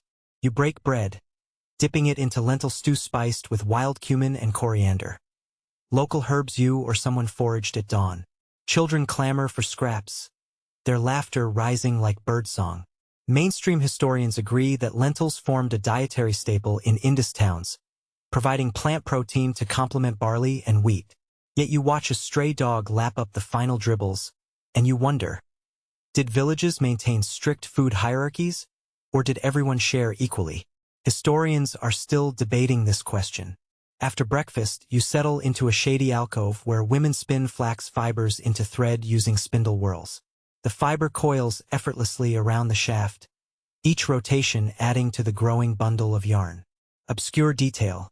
Microscopic where patterns on whorls from Mohenjo Daro indicate that certain women specialized in finer threads, likely destined for elite garments or ritual cloths dyed with madder root. You press your fingers to the thread, feeling its coarse texture and promising strength. From the spinning circle, you drift into a nearby workshop where potters shape vessels on rudimentary turntables. The wheel is more paddle than wheel, yet it imparts subtle curves to clay jars that catch the light as they dry. A master potter inspects a nearly perfect pot, touching the rim to test circularity, then sets it aside for firing. Mainstream studies emphasize that standardized vessel forms allowed quick recognition of contents and origin, an early system of branding. Obscure fact, some jars bear tiny apprentice fingerprints at the base, hinting at on-the-job training and early guild structures. Midday heat bears down, so you retreat to a hatch-like opening leading to a subterranean drain. Rows of arches overhead form a narrow channel. You crouch and let a cool breeze swirl through, carrying the scent of damp earth. Nearby, a city worker mops up spilled grain husks with a bundle of reeds. You help him clear the drain, tossing husks into a basket destined for animal bedding. Mainstream archaeologists highlight the sophistication of Harappan drainage, but here in the clink of that basket you glimpse the mundane labor behind it. Historians are still debating this question. Did city maintenance rely on civic workers, or were residents expected to pitch in? From the drain, you emerge into the bustling bazaar. Stalls line a wide lane, each shaded by woven mats tied to wooden poles. Merchants display stacks of copper tools, dyed cloth, beads, and baskets brimming with dates and pomegranates. You wander between tables, lifting a string of white shell bangles carved from oyster shell, an accessory women have prized for generations. Obscure detail. Shell trade was vital enough that elite burials contained dozens of bangles, marking status or marital significance. You slide a few onto your wrist, the cool smoothness a surprising comfort. You then approach a vendor selling bright red carnelian beads. He holds out a spindle of string, urging you to compare it with local agate. You weigh a clasp of beads in your hand, then use a small steatite weight to measure out exactly 60 grams. Just enough for tribute gifts due at the Citadel Shrine later this month. Mainstream records show that Indus merchants adhered to strict weight standards, multiples of 1:2:4:8, ensuring fairness across miles of trade. Historians are still debating this question. Next door, a woman sells woven mats dyed with indigo. You run your fingers along the edge, sturdy and cool. She offers to trade a mat for a jug of your barley beer, and you haggle, quoting a half-dozen lapis lazuli beads as counteroffer. In moments, you carry the folded mat on your shoulder, its fibers whispering against your skin. As the sun reaches its zenith, you find shade beneath a lofty date palm. You sit on a low stool, balancing a small bowl of yogurt mixed with mango pulp. Obscure fact: ancient yogurt recipes sometimes included fenugreek leaves, imparting a bittersweet taste believed to aid digestion. You savor the tangy snack and watch children dart among market stalls, weaving through legs and carts. After resting, you pass squat toilets built into alley walls. Each is a brick-lined pit with footrests carved beside it. Water dribbles from a small pipe overhead, flushing waste into the drainage network. Mainstream sources hail Mohenjo Daro as among the earliest cities with flush toilets, public conveniences still rare millennium later. Obscure detail. Some toilet seats show where patterns hinting at wooden overlays once padded with animal hide, comfort in the most unlikely places. By mid-afternoon, a soft bronze gong summons you to the jewelry workshop. Bead makers sit at low benches, rods of lapis lazuli and turquoise gleaming in the light. You watch as a master trims a cylinder with a bow drill, its hum echoing in your ears. Obscure detail. Analyses show the lubricating paste for drills combined ginger juice with powdered shell, an ingenious formula lost until rediscovered in medieval manuscripts. You peer at the beads forming, each hole a perfect axis of symmetry. Time for your midday meal. Flatbreads, stewed lentils, and a cup of frothy barley beer shared family style. You sit cross-legged on a reed mat, passing bowls of stew. Conversations drift from news of a caravan arriving from Meluha, Mesopotamia's name for Indus lands, to the upcoming festival at the Citadel Shrine. Mainstream sources note that communal feasts forged social bonds and reinforced shared identity. You nod, tasting the stew's smoky spice, and feel anchored in this daily ritual. As afternoon wanes, you step into a small plaza where children play a board game carved into a flat stone slab. You kneel to study the grid. Alternating markings hint at moves still puzzling modern scholars. Obscure detail. One gaming board found at Mohenjo Daro correlates to lunar phases, suggesting early calendars hidden in play. Historians are still debating this question. Finally, you return to your courtyard as dusk paints the sky lavender and rose. You fetch water one last time, humming a tune that drifts down the alleys. You fill a shallow basin and call children to wash before supper. Their laughter ripples like water over stone. In the fading light, families gather around the hearth again. Embers glow red as you place a few curls of wood on the coals. The air fills with the scent of smoke and earth. Elders begin tales of great floods, city founders, and the whispering industry. You lean back against the cool brick wall, breathing in the warmth of community, and of the city itself, a living organism of brick, water, grain, and people. Night descends, lanterns flicker, and a gentle hush falls over the mud brick lanes. You climb into your cot, a simple frame topped with rope and matting, and pull your blanket tight. The pottery lamp sputters once, then glows softly as the wick dips into oil. Outside, the distant murmur of guards strolling the citadel walls mingles with insect song. You close your eyes, your mind replaying the day's hum of voices, the tang of grain, the weight of water, the glint of beads. Tomorrow you'll delve deeper into Mohenjo Daro's mysteries, perhaps eavesdropping in ritual chambers or prodding enigmatic seals in storerooms. But for now, you drift off, lulled by the gentle rhythm of daily life in the mud. You wake before dawn to the distant cry of herons drifting over the river. Lantern light flickers across the mud-brick walls of your courtyard, and you slip off your reed mat, lacing sandals onto dust-gripped feet. Today you're not just another resident fetching water or weaving cloth. You're a trader riding the ancient currents of Indus commerce. Sling your leather satchel over your shoulder, secure your weight standards in your pack, and step onto the dew-wet bricks of the riverbank, where flat-bottomed boats carved by master shipwrights at Lothal and Succogan Dor rest like slumbering beasts. The air is cool and carries a faint hint of salt from the Arabian Sea far downstream. You climb the wooden ladder to the deck, your sandals thudding against the oiled planks. A crew of 6 rows with steady, measured strokes, oars dipping in unison and sending ripples toward the rising sun. By around 2500 BCE, these vessels, some reaching 15 meters long, hauling grain, oil, and pottery to coastal ports, was already routine. You lean over the side to inhale the scent of teak and mustard oil mingled with river silt. Off to port, mist-clad reeds bend like an audience rising in salute. To starboard, fishermen in small dugouts haul nets heavy with carp and freshwater shells. Archaeologists point out that Indus traders sometimes bottled dried fish in amphorae as a portable protein source for long voyages. An ingenious way to stave off hunger before refrigerated holds or modern packaging. You tuck this detail away as you settle near the bow, toes curling against the plank's edge.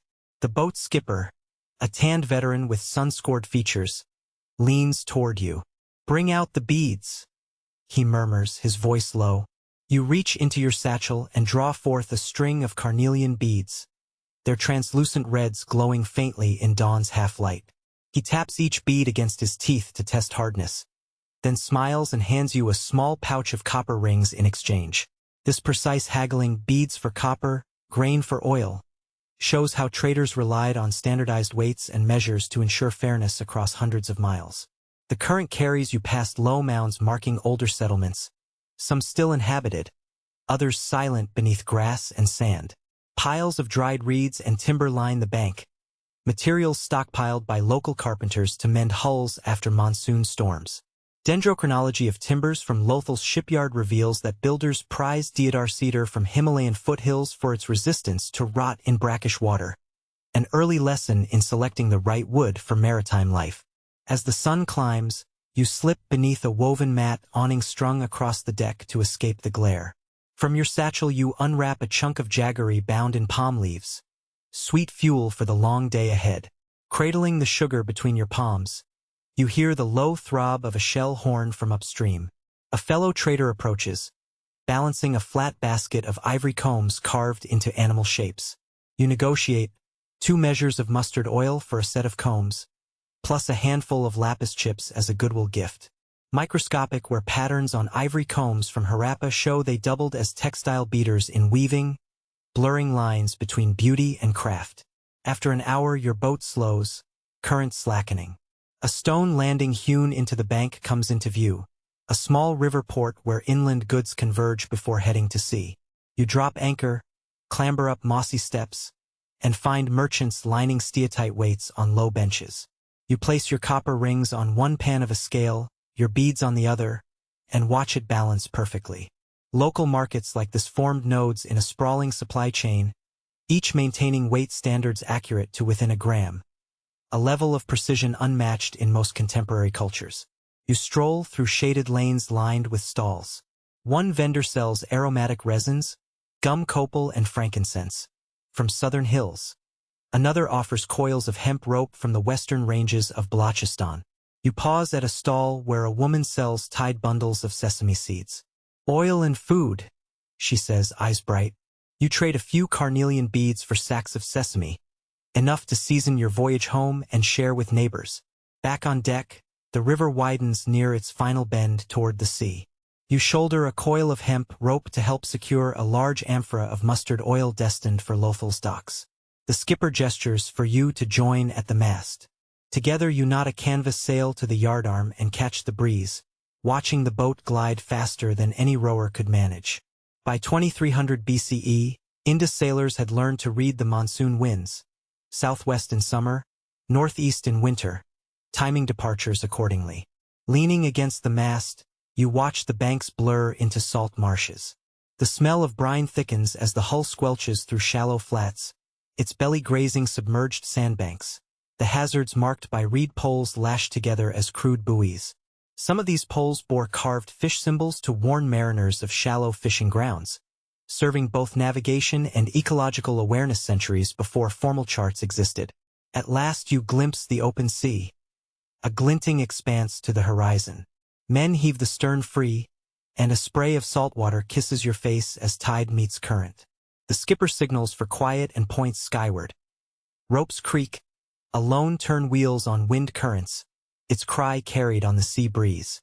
You settle onto a coil of rope, absorbing the vastness around you. To port, a flotilla of similar Indus ships drifts with taut sails. Painted emblems, unicorns, bulls, fish mark merchant guilds or home ports. You steer toward a vessel flying the twin bull insignia, signaling your wish to convoy for safety. Mariners often sailed in these flotillas to deter pirates and share knowledge of shifting shoals, arranging departure in groups that functioned like ad hoc guilds. Your ship falls in beside the flagship, and you exchange a nod with the helmsman, a grizzled man with silver in his beard. He offers you a wrapped parcel of dried fish, pungent and firm, a concentrated flavor source for long weeks at sea. Traces of turmeric on dried fish from coastal Harappan sites suggest marination techniques used both for flavor and preservation, an early culinary innovation. Above deck, barrels of dates, baskets of linen, copper tools, and coils of rope fill the hold. Sailors haul on lines to catch a fresh, northerly breeze ahead of the monsoon front. The boat heels slightly, and you grip a rail of plaited hemp. Far on the horizon, dark clouds gather, promising wind and waves. The crew tenses, seasoned and ready. You clutch your satchel tight, mindful of its beads and rings, hard currency in any port. By dusk you enter a sheltered bay, perhaps Kutch or Makran, where mangroves line the shore and other Indus ships cluster. You moor alongside a floating jetty of bamboo and palm fronds and leap ashore, boots squelching in muddy water.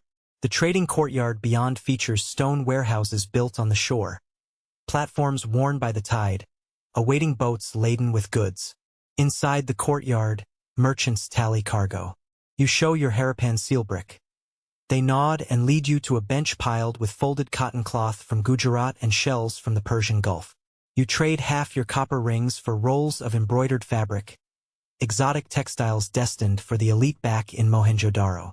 Indus cotton's fine threads rivaled later Egyptian linen, a testament to Harappan weavers' skill. But scholars still debate whether cotton domestication began here independently or spread from Mesopotamia. Night falls with a damp hush.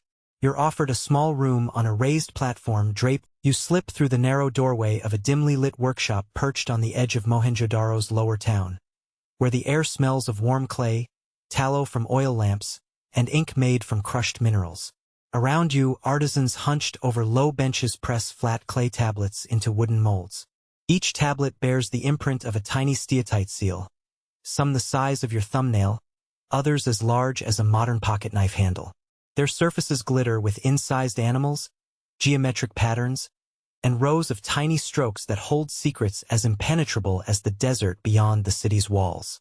You crouch beside a workbench strewn with tools, bone styluses, copper punches, and brushes made from goat hair.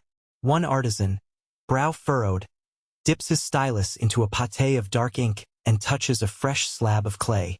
A crisp click echoes as he transfers a small inscription. 3 vertical lines, a fish sign, then 3 more lines. He looks up and catches you watching. "This is a parcel for Harappa," he murmurs, his accent thick from the western reaches of the industry. "Once fired, no one can change it." You nod, mindful that those tiny marks held real weight, literally and figuratively, in a civilization built on trust in measurements and tokens. By around 2500 BCE, the Harappan script adorned thousands of seals and sealstones, used to secure trade goods, mark ownership, and perhaps even record administrative details. Mainstream archaeology credits these seals as a key component in managing a sprawling network of merchants and officials. Clay tags stamped onto bales of cotton, jars of oil, and sacks of grain served as packed goods labels, guaranteeing contents and origins across hundreds of miles. Without a single bilingual inscription in sight, no Rosetta Stone, for the Indus scholars are still debating whether those 500 to 600 distinct signs represent a full writing system, a mnemonic shorthand, or purely iconographic branding. You lift a handful of fired clay tags and turn them over in your palm. One bears the unmistakable unicorn bull motif above a row of compact symbols. Another shows a long-horned buffalo beside a cluster of diagonal dashes. Obscure detail. A few rare seals display labyrinthine palindromic patterns, sequences of symbols that read the same backward and forward, suggesting not only administrative utility but also aesthetic playfulness, as if ancient seal makers enjoyed wordplay centuries before Shakespeare quipped about race-car palindromes. Stepping outside the workshop, you wander through a maze of alleyways where the sun filters through woven mat awnings. You pass stalls selling fresh-molded tablets to scribes who carry them off to be baked in communal kilns. You follow a narrow side street to a raised platform where a stone slab rests against a brick wall. On it, rows of inscribed clay tablets have been laid out to dry, evidence of a proto-bureaucracy that tracked labor contributions, rations, and tribute payments. Historians are still debating this question. Did these tablets record economic data in a logographic system akin to early Mesopotamian cuneiform? Or were they more akin to tokens and tallies, a system that bridged the gap between picture signs and full phonetic writing? Hunched against the wall, you brush dust off a plate showing a neatly stamped inscription that begins with a single hand, maybe a pictogram for a person, followed by a fish, a jar, and 3 slanted wedges. Could this read "One fisherman's barrel of oil?" or "Gift from the temple of the fish god"? Without a key, the question hangs in the air like the smell of kiln smoke. You rub your finger over a wedge-shaped mark and marvel at the thought that someone in this city thousands of years ago tried to capture a thought in clay, only for that thought to vanish when the speech that inspired it died. Pushing on, you arrive at a larger courtyard where officials oversee seal pressing for the city's main warehouse. The overseer, a lean man with silver streaking his beard, holds a tall stack of cylindrical seals carved from tough steatite. He rolls them across wet clay lumps, leaving continuous bands of impressions. Stylized deer, human figures raising arms, and clusters of signs in neat registers. Mainstream studies emphasize the consistency of sign order and spacing, evidence of a practiced scribal class. Yet no grammar school ruins have emerged, no training manuals for would-be scribes, leading some to argue, still in heated dispute, that scribal knowledge passed informally within merchant families rather than through formal institutions. You crouch beside a fired brick basin where wavy lines of water lap against its edge. The overseer gestures to the basin. After stamping, seals must be cleaned and dried to prevent clay buildup, ensuring clarity in subsequent impressions. You reach into the basin and lift a seal, rubbing the ridges with a frayed cloth to remove residual clay. The ridges shine, a tactile reminder that these objects were both tools and works of art, prized for their craftsmanship as much as their function. From the courtyard, you follow a procession of traders carrying sealed jars of oil toward the river wharf. They walk single file, each jug nestled in a frame of reeds and tied with clay tags stamped at both ends. You trail one trader to the docks, where small rafts bob in the current, ready to ferry goods downstream to Lothal or up toward Harappa. You help lift a crate of copper goblets onto a raft. On its side is stamped a seal bearing a mysterious animal, a horned unicorn with a single curved horn. Obscure fact, some of these unicorn seals appear in multiple sizes, hinting that the motif denoted not a specific species but a merchant guild or administrative office. Before the raft pushes off, you approach the trader. He points to a battered, oval seal in your hand and says, "This shape. Most seals here are square. Only certain offices use the oval variant." You blink, impressed by his knowledge, and ask whether those keys to the script denote rank or function. He shrugs and repeats the old scholar's refrain. No one knows for sure. Historians are still debating this question. Do shape variations in seals reflect hierarchical divisions, functional categories, or simply regional artistic preferences? You steal away from the riverbank and climb the steps of a small shrine tucked behind a cluster of houses. Inside, a priest figure dips a brush into a pot of dark pigment and inscribes a handful of clay tablets with a series of well-carved signs. Some look like stacked ladders, others like half-moon crescents. He presses each tablet against a shallow bowl of water to dampen the clay, then turns a hand crank to bake them on a rotating wheel within a small kiln. You ask him whether these religious tablets differ from commercial ones. He tilts his head. They bear similar marks, same script. Only context changes meaning. This glimpse suggests that the Harappan script was flexible, used in trade, administration, and perhaps ritual. You slip back into the daylight, passing narrow lanes where pottery shards litter the ground, fragments of vessels once sealed for shipment. You pick one up, noting a faint imprint, a half-visible deer head beside a set of long dashes.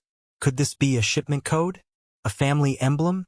You carry it with you, thinking how much of our understanding rests on tiny breaks in clay that survived millennia. From Mohenjo Daro, you travel by donkey cart to Harappa, about 400 kilometers upriver. The open plain shimmers in the heat, and you breathe in dust and pollen. At Harappa's gates, soldiers wearing striped tunics and carrying copper-tipped spears watch as carts roll in. Merchants offload crates, securing them with clay seals. You wander its main street, lined with columned stoops where scribe treasurers sit in the shade. Each stoop displays a set of seals, neatly arranged on reed mats. Bulls, elephants, fish, and a dazzling variety of strokes and symbols. You approach one scribe, a young woman with soot-smudged hands. She slides a tablet from her pile and lets you hold it. "Here," she says, pointing to a grouping. "This is the pillar sign, meaning stability. Next is the branch, meaning growth." You nod eagerly, but she laughs and shakes her head. No, those words are guesses based on context. We find the script too vague to sound out words like you do in speech. We call it the silent code. Her frankness makes you appreciate both the ingenuity and the limitations of Harappan writing. On the edge of Harappa, you explore the ruins of what appears to be a scribal training ground. A courtyard ringed with low benches facing a larger platform, perhaps once a teaching podium. Scattered clay tablets lie in niches. On the platform are grooves carved into the brick floor, likely chalk lines for drafting characters. Obscure fact: some of the largest caches of ceilings have turned up not in palaces but beside these teaching mounds, suggesting that students practiced by resealing shipments for mock exercises. Across both Mohenjo Daro and Harappa, fewer than half a dozen tablets bear more than a dozen signs in sequence. The average seals contain only 5 or 6 signs, too few to capture grammatical complexity.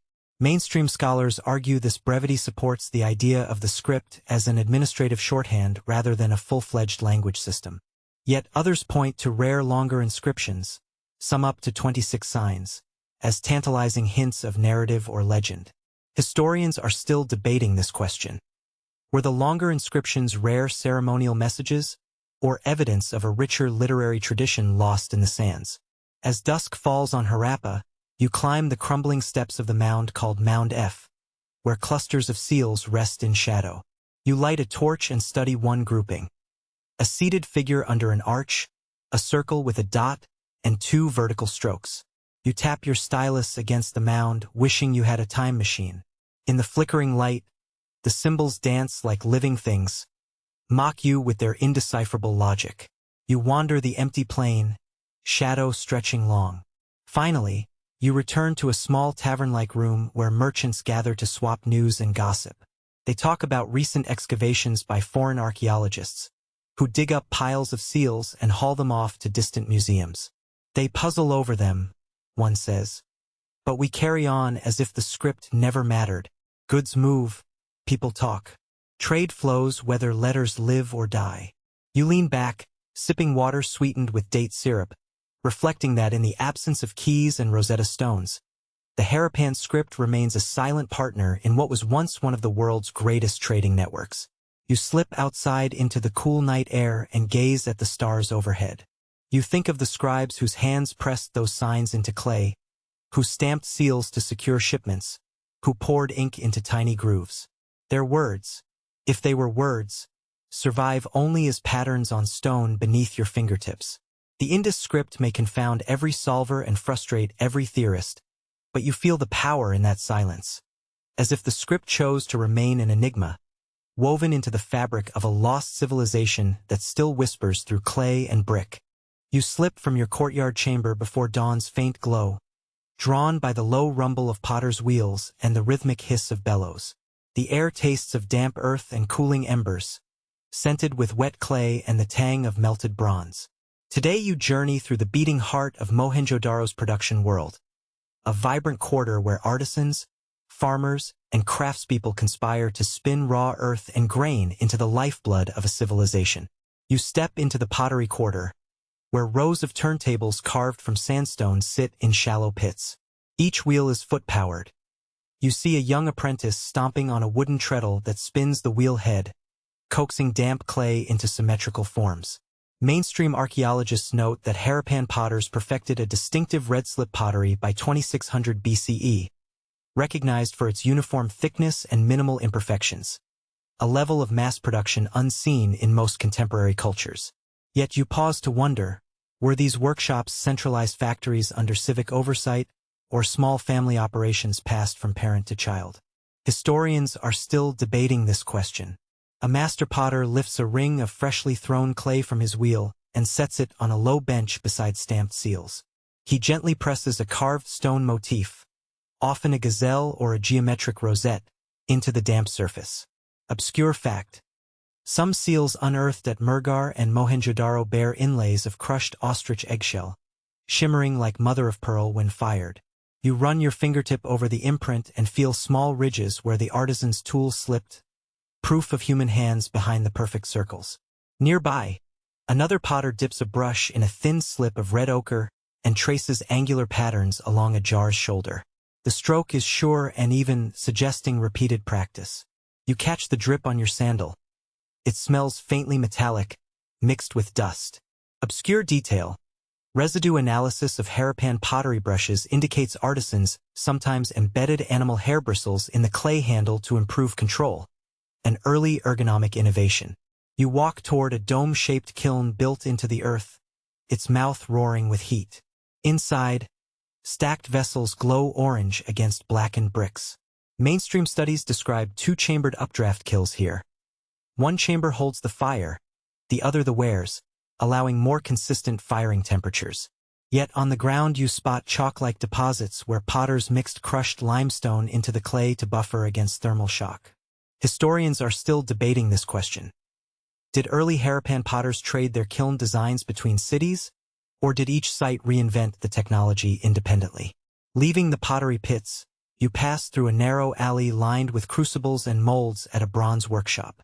The smith's hammer rings out, sending sparks dancing along the walls. You peer into a shallow pit lined with river stones where charcoal lies white-hot beneath a clay funnel. A bellows operator pumps with steady rhythm, the leather bag breathing life into the fire. Mainstream metallurgists credit this mastery of draft to Harappan forges, noting that by 2500 BCE they achieved temperatures sufficient for true bronze casting, an achievement that eluded many neighboring cultures until centuries later. Yet you notice small fragments of or mixed in the slag that contain arsenic. Historians are still debating this question.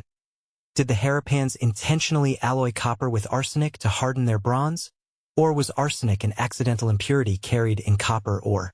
A smith scoops molten metal from the bloom with a ladle and pours it into a two-part mold carved with the image of a dancing girl. Famous figurines later displayed in foreign museums.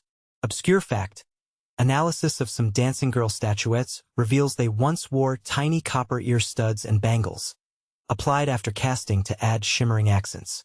You hold your breath as the pour completes, then wait with the artisans as the mold cools, the metal shrinking and whispering in the dark. From the bronze yard you drift to a narrow lane where beaters sit cross-legged, drilling semi-precious stones into perfect beads. They brace a bow drill against their knee, dipping the bit into an abrasive paste made from powdered quartz and ginger juice, an ingenious early lubricant that speeds drilling and preserves the bit's edge. Mainstream researchers highlight the Indus bead industry scale. Millions of beads produced annually for local use and export to Mesopotamia. Yet watching those fingers guide the drill, you wonder if workshops were organized by merchant guilds or if families maintained beadmaking as a cottage industry. Historians are still debating this question.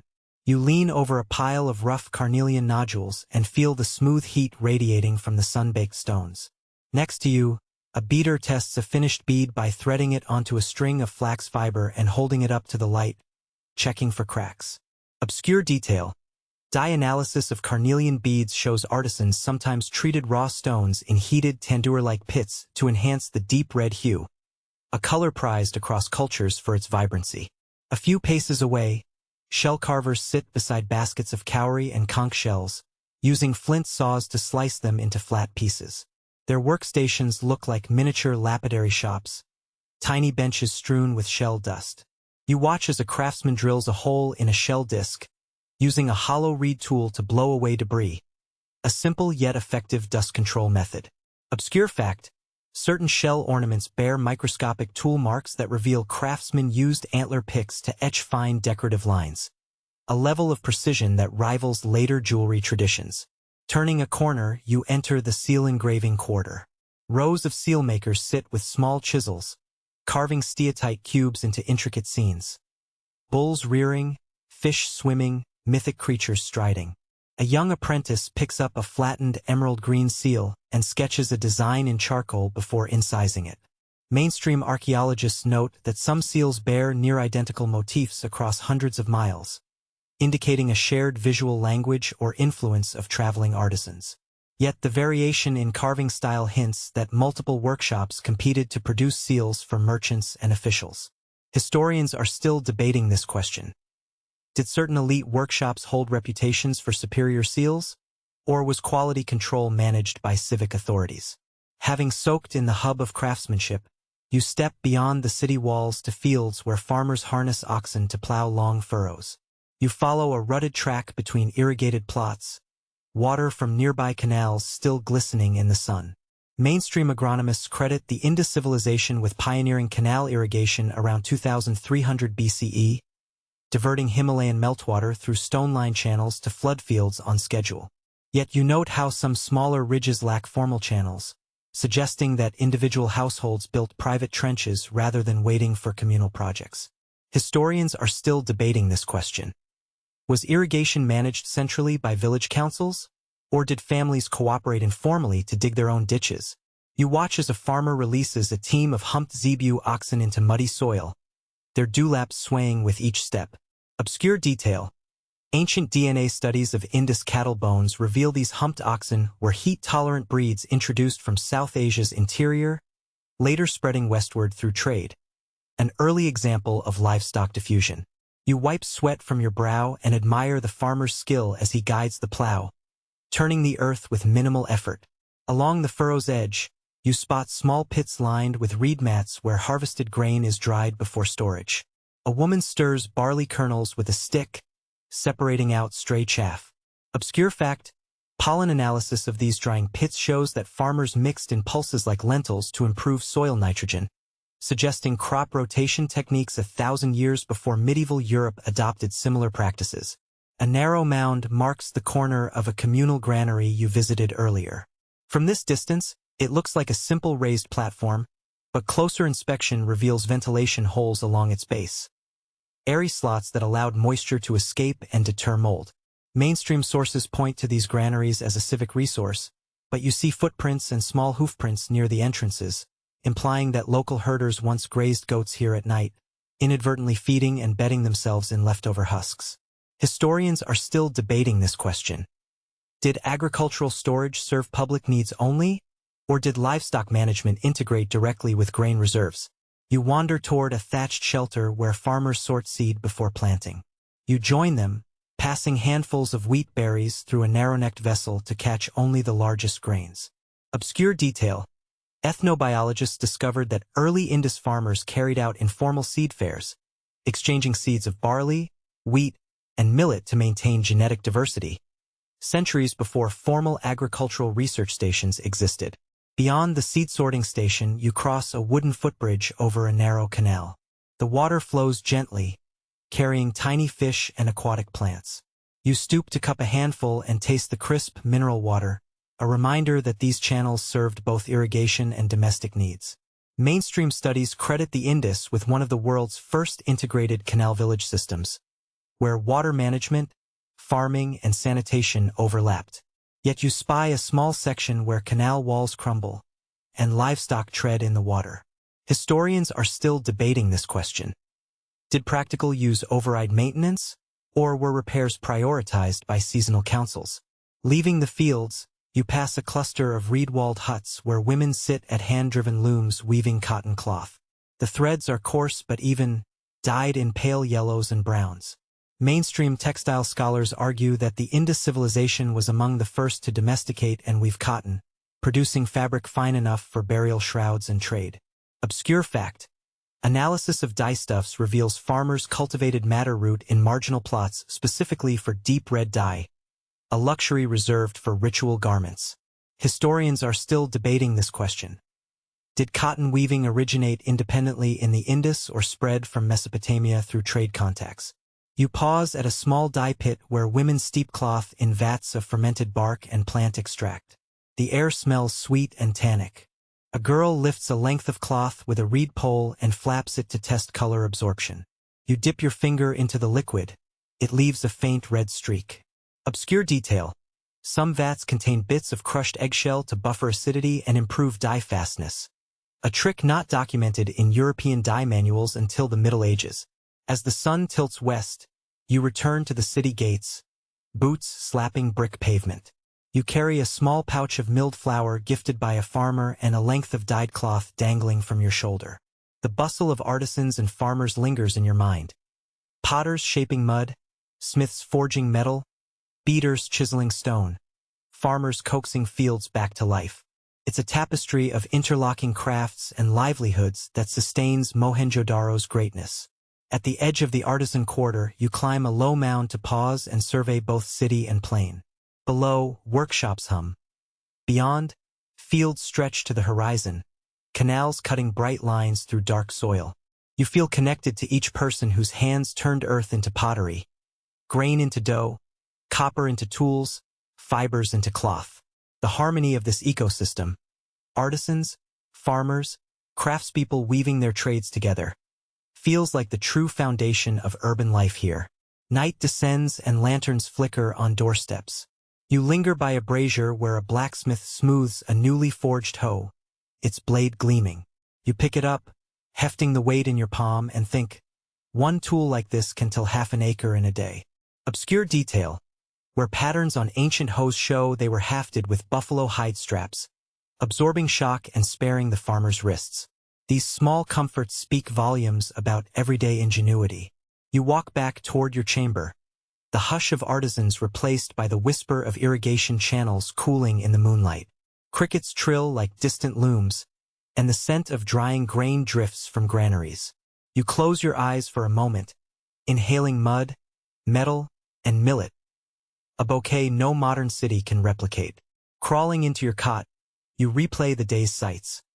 Clay spinning, bronze flowing, beads catching light, oxen plowing. You drift off imagining the cycle restarting tomorrow, each craft and field advancing in concert. The artisans, farmers, and craftspeople you've met are more than workers. They are the pulse of Mohenjo Daro, the living network that turns bricks and barley into an empire. You slip out of your courtyard before dawn breaks, guided by the soft glow of oil lamps lining the narrow lane. Your sandals click against baked brick as you make your way toward the citadel's eastern flank, where the legendary Great Bath awaits. The chill in the air carries a whisper of damp stone and cool water, promising both mystery and marvel. Tonight, you know you're in for something special. This is where Mohenjo Daro's master planners first elevated bathing from simple hygiene to almost sacred ritual. Pushing through a low arched gateway, you emerge onto a raised terrace overlooking the bath's broad expanse. Below, a rectangular pool, about 12 meters long, 7 meters wide, and over 2 meters deep, shimmers like a dark mirror. Mainstream archaeologists date its construction to around 2500 BCE, crediting it as one of the world's earliest public swimming pools and ritual baths. You trace the lime plaster lining with your eyes, noting how the builders tapped a local spring through underground channels to keep the water fresh. Stepping down the broad steps into the pool, your foot releases a whisper of bubbles as it meets cool water. Obscure fact: microscopic analysis of the lime plaster reveals traces of animal fat mixed into the mortar, a primitive waterproofing additive that modern restorers still marvel at for its durability. You feel the slickness underfoot, imagining the careful repairs artisans made whenever cracks appeared, mixing new mortar and polishing fresh plaster against old. Leaving the bath, you wander to one side where a small room opens onto a brick-lined channel. Here, flush toilets once stood, simple seats cut into fired brick slabs with holes leading to covered drains. Mainstream accounts hail these as among the earliest examples of indoor plumbing. Such toilets date to the city's height, around 2400 BCE. You crouch beside one hole and peer in. The channel slopes gently downward toward soak pits outside the city walls, preventing odors from rising back up. Obscure detail: some toilet pits contain screens made of woven reeds, designed to filter solids before liquids entered soak beds. An ingenious early form of filtration only rediscovered in medieval Persian bathhouses. You run a finger along the recess where the reed mat once sat, marveling at the thought that everyday people here enjoyed private sanitation as long ago as 4,500 years. You pause to consider how these toilets connected to a broader network of drains beneath every street. Parallel to the bath's western terrace, you see covered drains lined with baked brick slabs, each with removable lids for cleaning. Historians are still debating this question. Did Mohenjo Daro citizens maintain these drains through collective civic labor? Or did individual households shoulder the burden of keeping their own sections clear? A gentle breeze stirs as you climb back up to the bath's veranda. You lean against a low parapet and watch daylight stain the sky. Workers arrive soon, their baskets already piled high with fresh plaster, lime, and powdered brick dust, materials for ongoing maintenance. Obscure fact: when plaster needed patching, workers sometimes added crushed seashells from the Arabian coast to improve stickiness and sheen, blending coastal trade goods with civic infrastructure.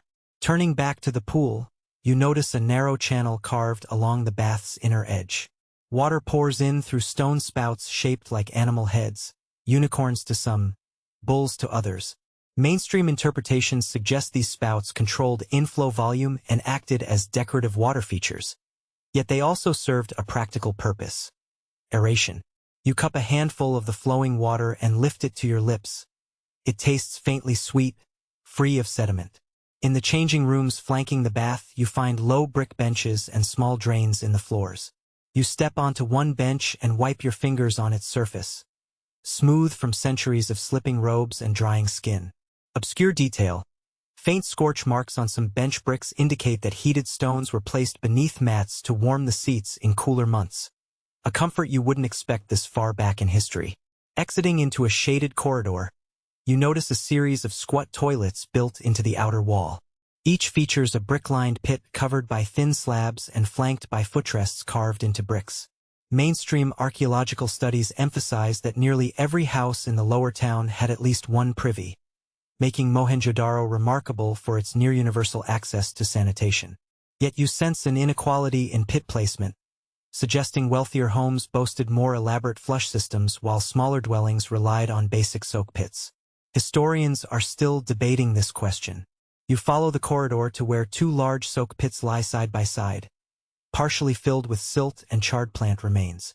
You peer into one and spot layers of organic matter, chaff, straw, and bits of food, all compacted over centuries.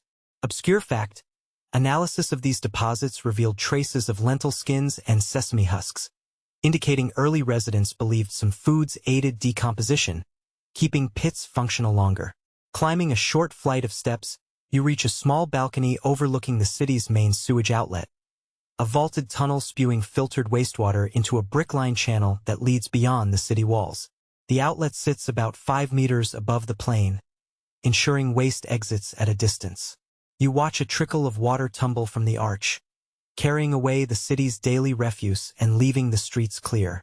Leaning on the balcony rail, you ponder how water got here in the first place. Mainstream research credits a carefully engineered reservoir uphill, fed by seasonal rains and spring lines. Narrow canals led from that reservoir through a series of sediment traps before delivering water to the bath and city fountains. Historians are still debating this question.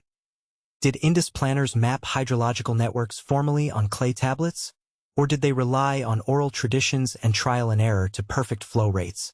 A sudden breeze carries the scent of burning incense from a nearby shrine. You follow the aroma to a small courtyard where priests sprinkle fragrant resins near portable altars. Obscure detail. Some excavations uncovered tiny pits beside baths that may have held aromatic oils or plant extracts used to scent water, or perhaps for simple aromatherapy during communal bathing. Drawn back to the bath, you step onto a narrow ledge by one spout and let water cascade over your shoulders. You close your eyes, feeling the smooth plaster underfoot and the cool flow around your neck.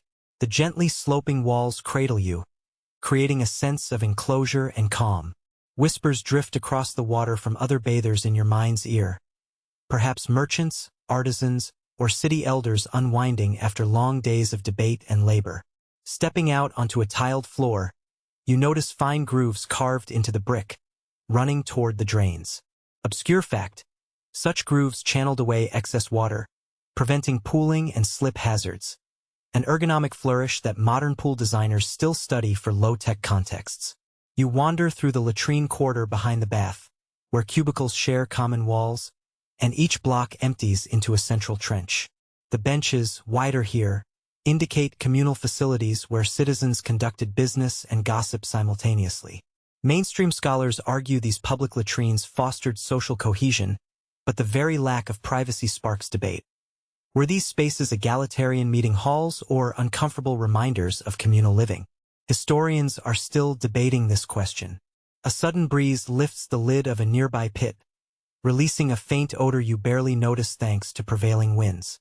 You observe how a small trickle of water from a neighboring house's kitchen faucet flows through a stone trough into the latrine trench, evidence of integrated wastewater reuse that predates medieval Europe.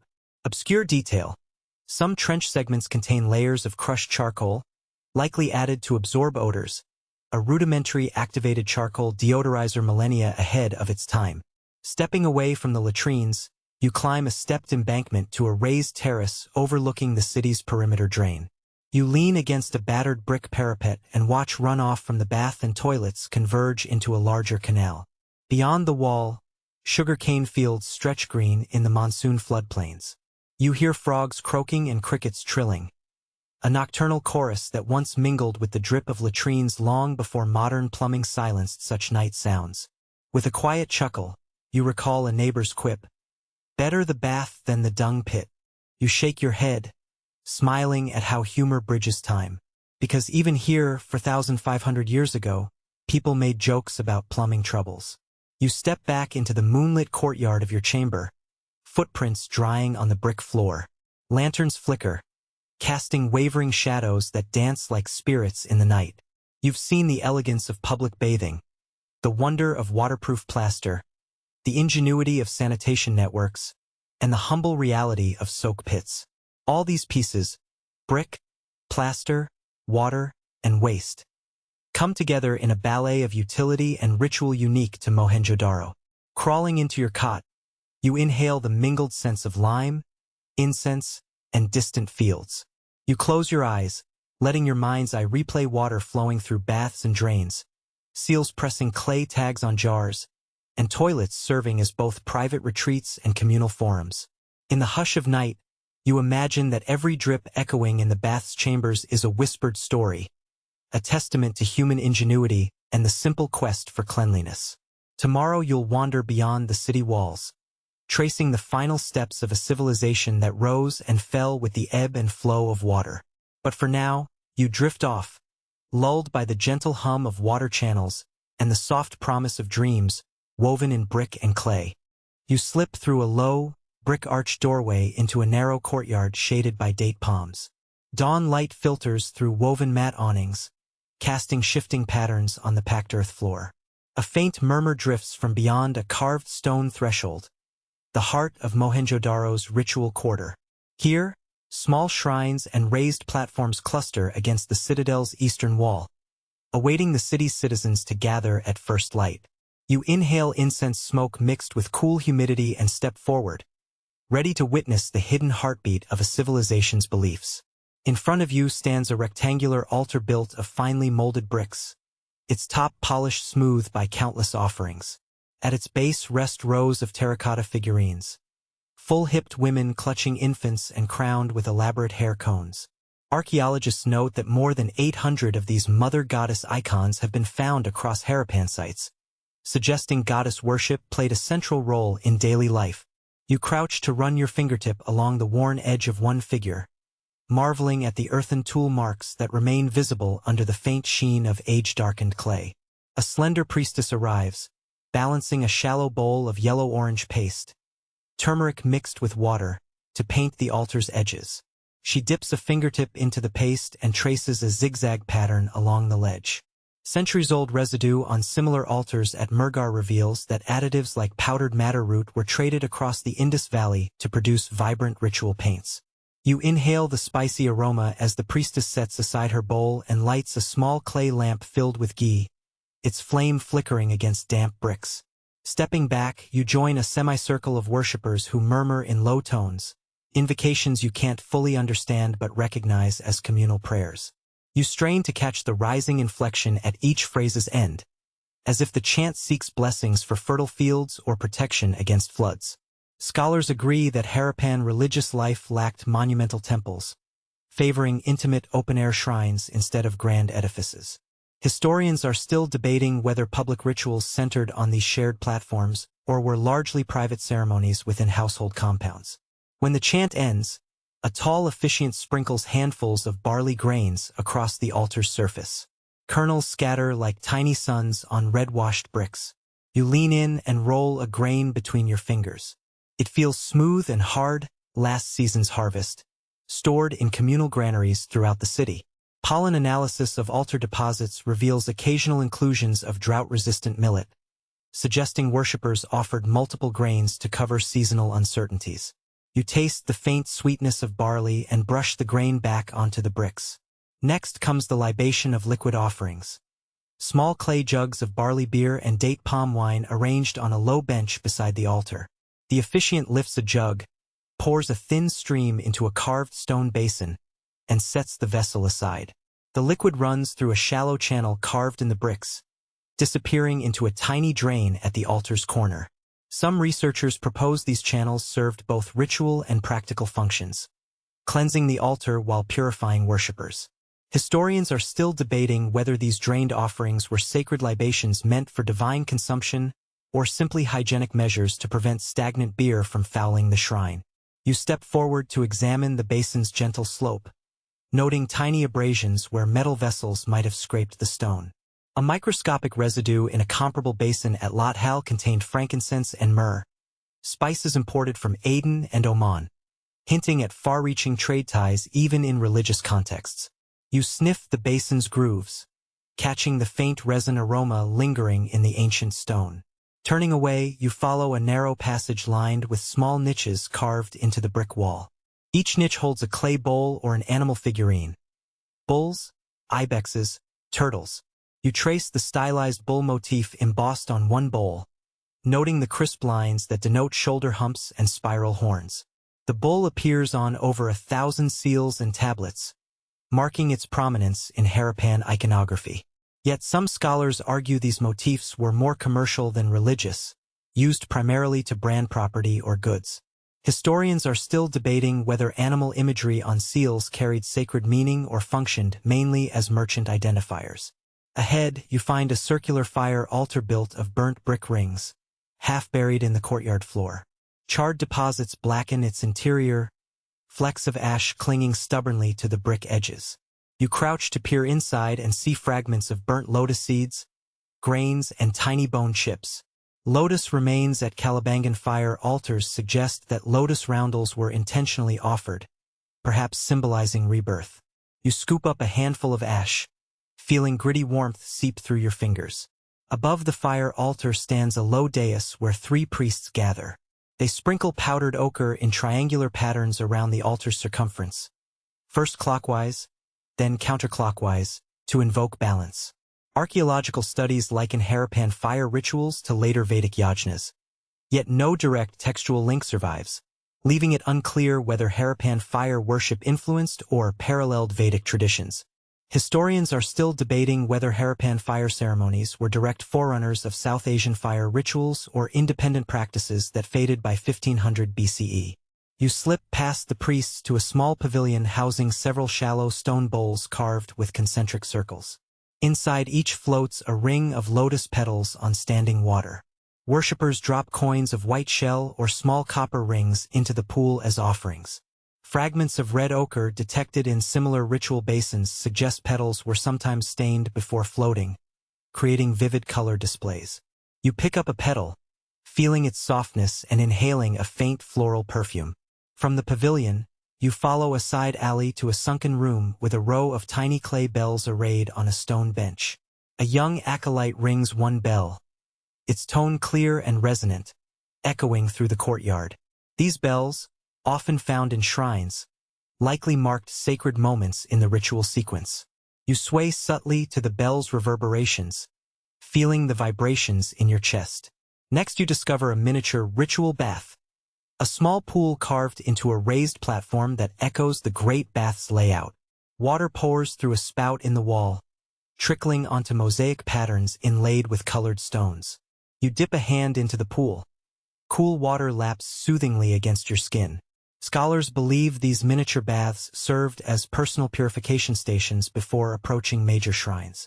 Historians are still debating whether purification rituals focused more on water, fire, or a combination of both to cleanse worshippers. Leaving the ritual quarter, you follow a procession of devotees toward the citadel's summit, where the principal shrine stands. The path is flanked by fire pits on both sides. Each pit holds ash and remnants of sacrificial seeds. Analysis reveals mustard and sesame seeds among the ashes, offerings believed to attract benevolent forces. You pick a stray mustard seed from the dirt and roll it between your fingers. At the citadel shrine, you arrive just in time for the communal dance around a central mudbrick pillar decorated with fresh flower garlands and clusters of shell and carnelian ornaments. Worshippers clap and chant in rhythmic patterns, their voices rising like a tide. You join the circle, letting the cadence carry you, your heartbeat syncing with drums made from hollowed logs. This dance celebrates river fertility and crop abundance, two forces that sustain every life here. Nearby, children playfully toss handfuls of petals onto the pillar's base. Excavations at Harappa uncovered lime-sealed layers of compressed petals beneath a pillar, preserving flower offerings for millennia. You scatter petals of marigold orange and mustard yellow, picturing how color and scent transformed dusty bricks into a living canvas. As the dance ends, the officiant raises a conch shell to his lips and blows a resonant blast that ripples across the citadel. Conch shells found at Mohenjo Daro originated from the Arabian Sea coast, over 100 kilometers away, signaling the instrument's prized status.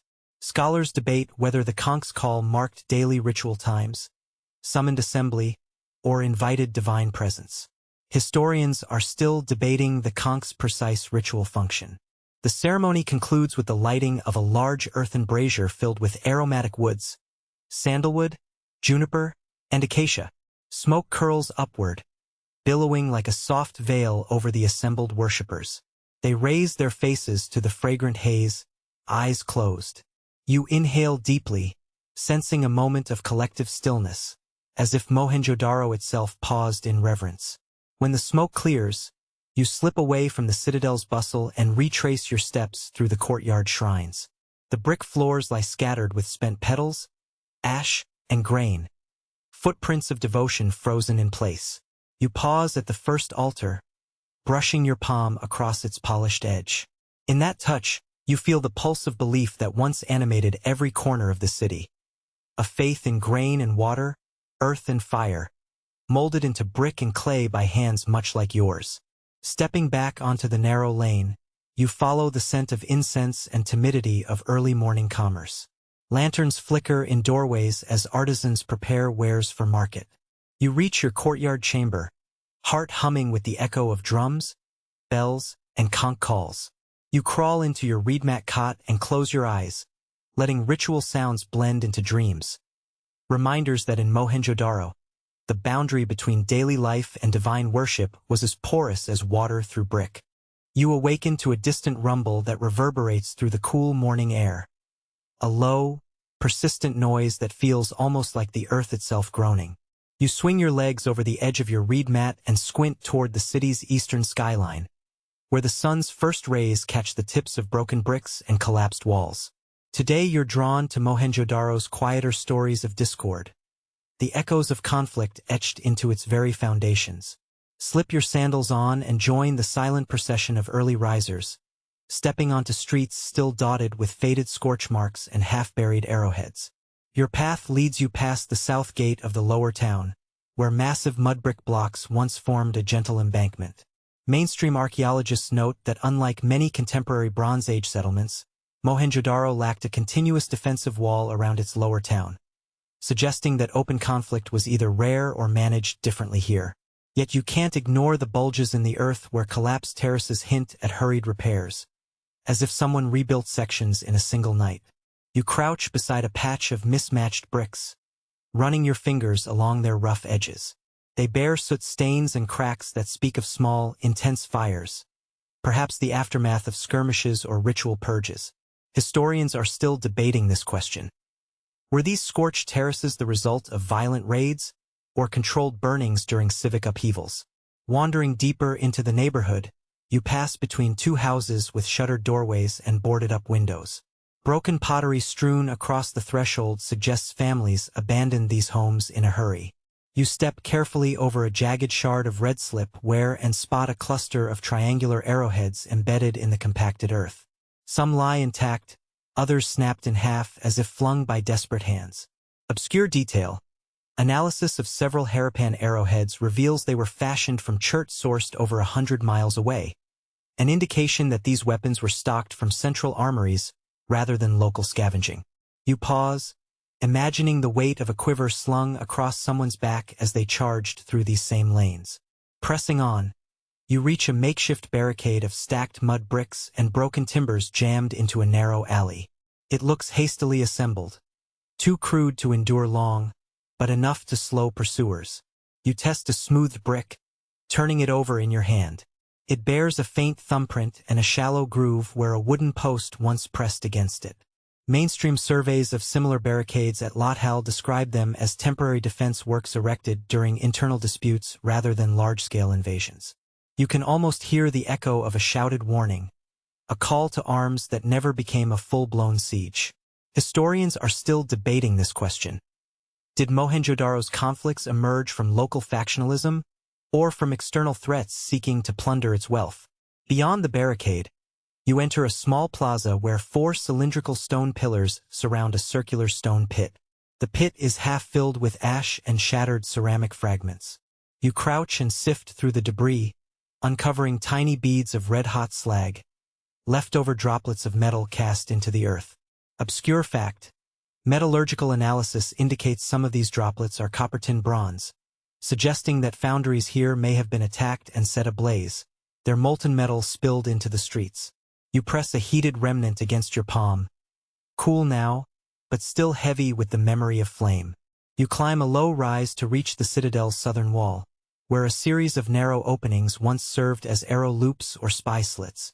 From this vantage, you gaze down at a patchwork of settlements, their rooftops sunken like shallow bowls. Mainstream accounts note that the citadel mound's position offered both administrative oversight and defensive advantage. Yet the lack of ramparts around the lower town suggests that any serious military action would have targeted the citadel directly, leaving these slits redundant. Historians are still debating this question. Were these embrasures symbolic architecture meant to display power, or genuine defensive features employed during brief skirmishes? Descending into a side street, you stumble upon a cluster of graves hewn into the earth. Low mounds of earth cover shallow pits, each bearing a simple brick marker. You gently clear the overlying soil from one mound and reveal a skeletal hand clutching a small knife. Obscure detail: Forensic studies on Harappan human remains have identified healed fractures and blunt force injuries on a significant minority of skeletons. Evidence that some individuals survived violent encounters long enough to heal, only to be buried later with their scars. You trace a healed skull fracture, imagining the shock of violence that left this marker on bone. Leaving the burial site, you wander through an area of collapsed drains where clay lids lie askew. A trickle of water seeps from the open channel, pooling around a half-buried pottery bowl.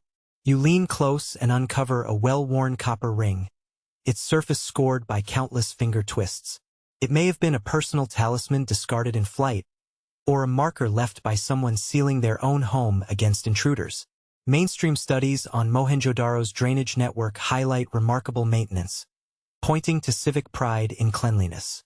Yet here, amidst the debris, you sense a lapse in order, perhaps a sign that public services faltered under social strain. Historians are still debating this question. Did municipal systems collapse entirely during moments of unrest, or did they continue operating even as communities fractured? Pressing on, you find a line of shops, small, single-room stalls built of uniform brick. Their doors stand empty, goods long looted or hidden away. You step into one stall and find scraps of cloth littering the floor. You gather a handful and hold it to your nose. A faint trace of lacquer or resin remains. Obscure fact: chemical analysis of residues on Harappan textiles shows that natural gums and resins were used not only for dye fixation but also as a primitive form of camouflage, perhaps employed by defenders seeking to blend with the city's walls during nighttime skirmishes. You fold a scrap into your pocket, marveling at the lengths people went to protect themselves. You follow the street to a small open workshop where potters' wheels stand idle, broken paddles strewn about. A low mound of clay sits abandoned, with the imprint of two small hands visible on its surface, signifying an apprentice's interrupted day. You crouch and press a finger into the clay, feeling the smooth depression left by tiny fingertips. It's a poignant reminder that conflict affected not just grown men and women, but children too. Mainstream accounts of Indus society emphasize stability and planning, yet here you glimpse the vulnerability of daily life when order faltered. Historians are still debating this question. Did violence erupt suddenly in an otherwise peaceful society, or was low-level conflict woven into the urban fabric? Moving on, you enter a narrow corridor leading to a small assembly hall with a collapsed roof. Sunlight streams through gaping holes, illuminating shards of painted plaster. You brush away soot and uncover a faded image of a horned animal, a unicorn, that once decorated the walls. Obscure detail: pigments used in these mural paintings included lapis lazuli ground into bluish streaks, imported from 100-mile distant mines, suggesting that the hall may have been an elite venue targeted for looting to obtain precious lapis fragments. You step back, imagining the horror of foreign hands chiseling away walls for profitable pigments. Beyond the hall, you descend into a basement room where the floor tilts dangerously. You crouch and find a battered shield boss, an iron disc that once reinforced a wooden shield center. Obscure fact: while Assyrians used purpose-made shield bosses, evidence from Mohenjo Daro shows Harappan defenders sometimes repurposed large copper bowls as makeshift armor, punching a central hole and wiring it to leather straps. You press the boss against your chest, feeling its cold hardness, a makeshift relic of improvised defense. Leaving the assembly area, you climb a gentle embankment to the edge of the riverbank, where eroded foundations of a former watchtower lean toward the water. The river's gentle lap belies its power. One high-water season could scatter boats and sweep fragile masonry away. Mainstream hydrological studies note that Indus flood control required constant vigilance. A city under stress from conflict might struggle to maintain embankments, leaving it vulnerable to nature's fury. Historians are still debating this question. Did social upheaval directly contribute to catastrophic flooding in Mohenjo Daro's later years? As the sun climbs, you return to the heart of the city and pause at a stone bench in the central plaza. You sit, pressing your palm into the cool granite, and reflect on what you've seen. Barricades of broken brick, scorched terraces, skeletal remains bearing trauma, abandoned workshops, and evidence of improvised weapons and makeshift armor. These fragments of conflict remind you that even the most meticulously planned cities can fracture under pressure. Yet you also sense resilience. The hurried repairs, the footprints in fresh mortar, and the patched drains all speak of a community striving to restore order amid chaos. You rise and walk back through sun-dappled streets now alive with morning bustle. Vendors sweeping dust from alleyways, merchants setting out steatite weights, children chasing goats. The sirens of civic life have resumed, layering hope over wounds still raw. Anywhere else, conflict's traces might vanish entirely. Here, in Mohenjo Daro, they've been absorbed into the city's very bones, silently shaping its final chapters. Before you step back into your courtyard, you pause once more at a collapsed wall where a single arrowhead remains lodged in the brick. You reach down and gently ease it free, tracing its razor-sharp point. You hold it to the light, aware that this tiny artifact speaks volumes of human fear, courage, and determination. Then, slipping it into your pack, you walk home with the soft murmur of daily life all around you, carrying the echoes of conflict as a quiet remembrance of Mohenjo Daro's complex past. You wake to an unsettling stillness that feels different from the usual dawn hush. No distant clatter of carts on brick streets, no chorus of vendors setting out their wares, no gurgle of water trickling through drains. Instead, a heavy quiet presses against your ears, as if the city itself holds its breath. You push aside your cotton blanket and step onto the courtyard floor, its bricks cold beneath your bare feet. The absence of daily life here is your first clue. Something fundamental has changed. You step outside, lantern in hand, and follow a deserted lane toward the riverbank. The usual wooden doors stand ajar or lie discarded in the dust. You pause before a row of houses you once walked past. Each doorway yawns empty, a threshold to nowhere. Mainstream archaeological surveys date this abandonment to around 1900 BCE, linking it to major shifts in the Indus River's course and increasingly erratic monsoon patterns. The city planners who once calibrated canal slopes and embankment heights could not tame this new water regime. As you run your hand along a brick wall, you feel its surface crumbling. Proof that maintenance ceased and mortar began to dissolve under wind and rain. Moving on, you stumble upon a collapsed well whose lining bricks have tumbled inward. No clear water pools at the bottom, only muddy sludge littered with fallen stones. This well was once the lifeblood of your neighborhood, drawing cool spring water through a network of underground channels. Obscure detail. Sediment cores taken from a comparable Mohenjo Daro well show alternating layers of silt and fine clay, suggesting periodic flooding once clogged the well, making it unfit for drinking. You crouch and dip a fingertip into the muck, tasting a faint earthiness that stings your tongue. A reminder that even groundwater was not immune to the changing environment. From the well, you trace a cracked drain running under the street. Its lid bricks lie askew, allowing debris and wind-blown sand to choke the channel. You pry off a slab and peer inside. Thick sediment and fragments of broken pottery fill the trough. Mainstream sources emphasize that Indus drainage systems required constant clearing to prevent backflow. Yet here, with no one to scrape away the muck, water would have pooled during the next monsoon, flooding lower rooms and eroding foundations. Historians are still debating this question. Did municipal services collapse suddenly in a mass exodus, or did they diminish gradually as fewer residents remained to clear drains? Continuing toward the citadel, you pass abandoned workshops where potters' wheels sit idle and bronze forges stone cold. A tangle of reeds has grown through the pits once lit by bellows. Obscure fact, pollen analysis in a comparable workshop at Lothal revealed that marsh grasses infiltrated kilns when they were left inactive for a single season, creating a network of roots that cracked firing chambers beyond repair.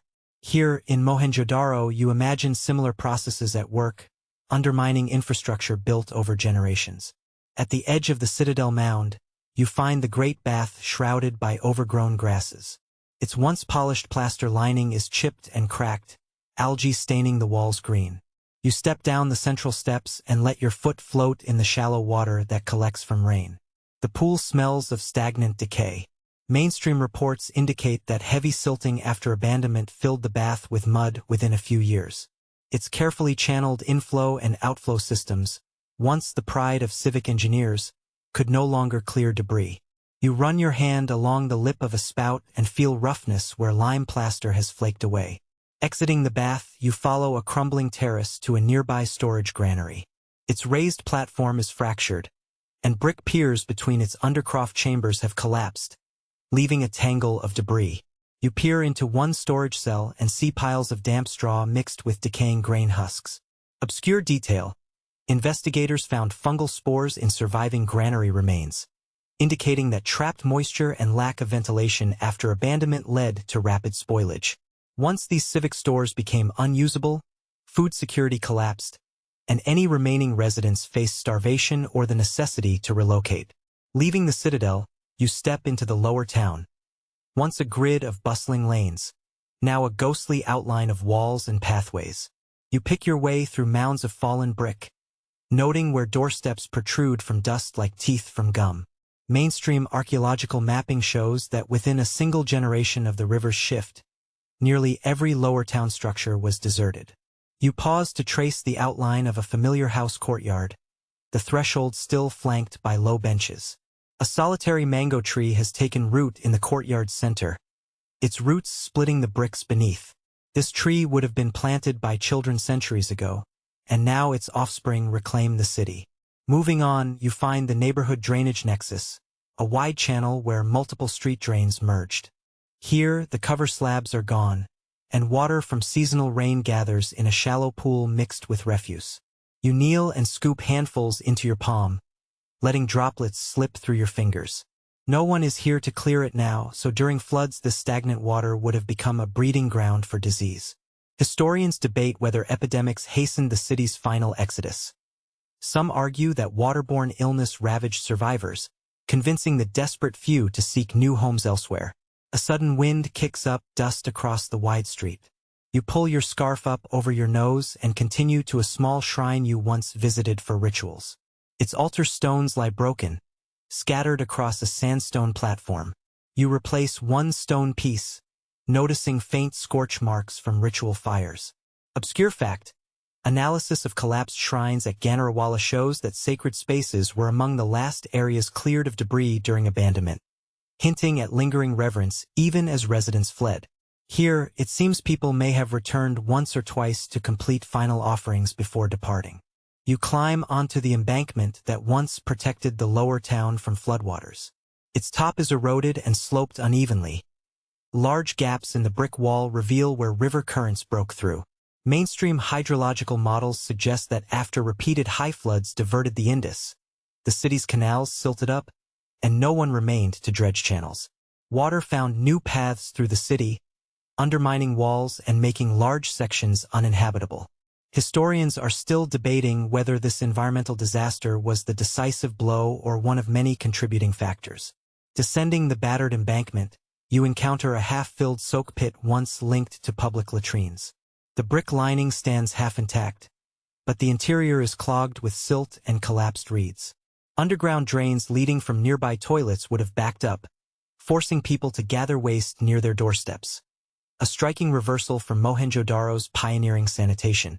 Obscure detail: forensic studies from a Harappa latrine pit reveal that as waste systems failed, human scavenging for edible seeds among fecal deposits increased, indicating extreme desperation during the final years. Continuing on, you make your way toward the river, where the shoreline has shifted hundreds of meters away. The wharf stones you once saw now rest on dry land, exposed to sun and wind. You run your hand along one stone's carved lip, imagining boats that used to tie here. Mainstream surveys estimate that within decades of the river's relocation, the main channels were too shallow for navigation, cutting off trade routes and causing economic collapse. You scoop your hair back and taste dust in the wind, a reminder that no amount of planning can anchor a city when its river moves on. Behind you, the sun climbs, stretching shadows across the abandoned streets. You wander into a small courtyard where a handful of clay figurine fragments lie in a mossy pile. These were mother goddess idols once worshipped here, but now they're scattered like broken promises. Obscure fact: carbon dating of figurine fragments at Dalavira shows that religious icon production continued in remote quarters even after city centers were abandoned, suggesting that pockets of faith persisted beyond the main exodus. Here, you wonder, did a few families linger behind to keep traditions alive before finally moving on? Ahead lies the school-like platform you visited before, now an empty mound ringed by brambles. A few clay tokens used for teaching basic arithmetic peek through the soil. These were practice tablets for scribes learning the Harappan script. You brush soil away to reveal faint impressions. Mainstream scholars debate whether literacy declined rapidly after the urban collapse or persisted in rural communities. The survival of these tokens suggests some educational activity may have continued locally, even as major centers fell silent. A stroll of a few hundred meters brings you to the riverbank, where a lone reed flutters in the breeze.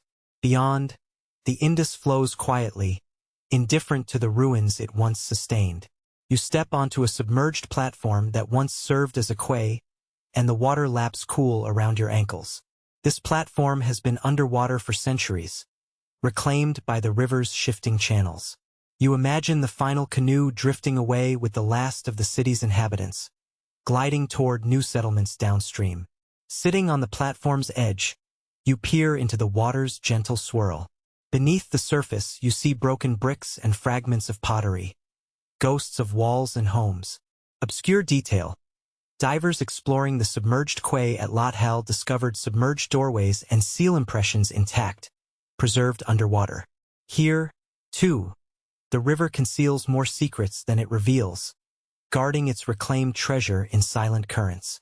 You rise as a heron takes flight, its wings stirring the dawn air. You walk back toward the ruins, across flattened mounds where grass now grows. Mainstream reports note that by 1700 BCE, Mohenjo Daro was little more than a memory, absorbed by nature and soil. Yet you sense the city's imprint under every footprint. A grid of streets, a hierarchy of platforms, a choreography of human ambition still visible to this day. Before you return to your campfire spot, you pause at the crest of a low mound and look back. The sun now fully illuminates the plain. Mounds, fields, and distant hills. Windswept debris paints a hazy outline of the old city. No smoke rises. No cattle roam its streets. In the quiet aftermath, you feel a solemn respect for both human ingenuity and fragility. Mohenjo Daro thrived when people harnessed water and earth. It declined when those forces shifted beyond control. You step down into the dust, carrying memories of empty roads and broken wells. You trace a path home through abandoned courtyards, wondering where the final inhabitants went and what stories they carried with them. As you reach your camp, you light a small lamp and sit beside the dying embers of a fire you built.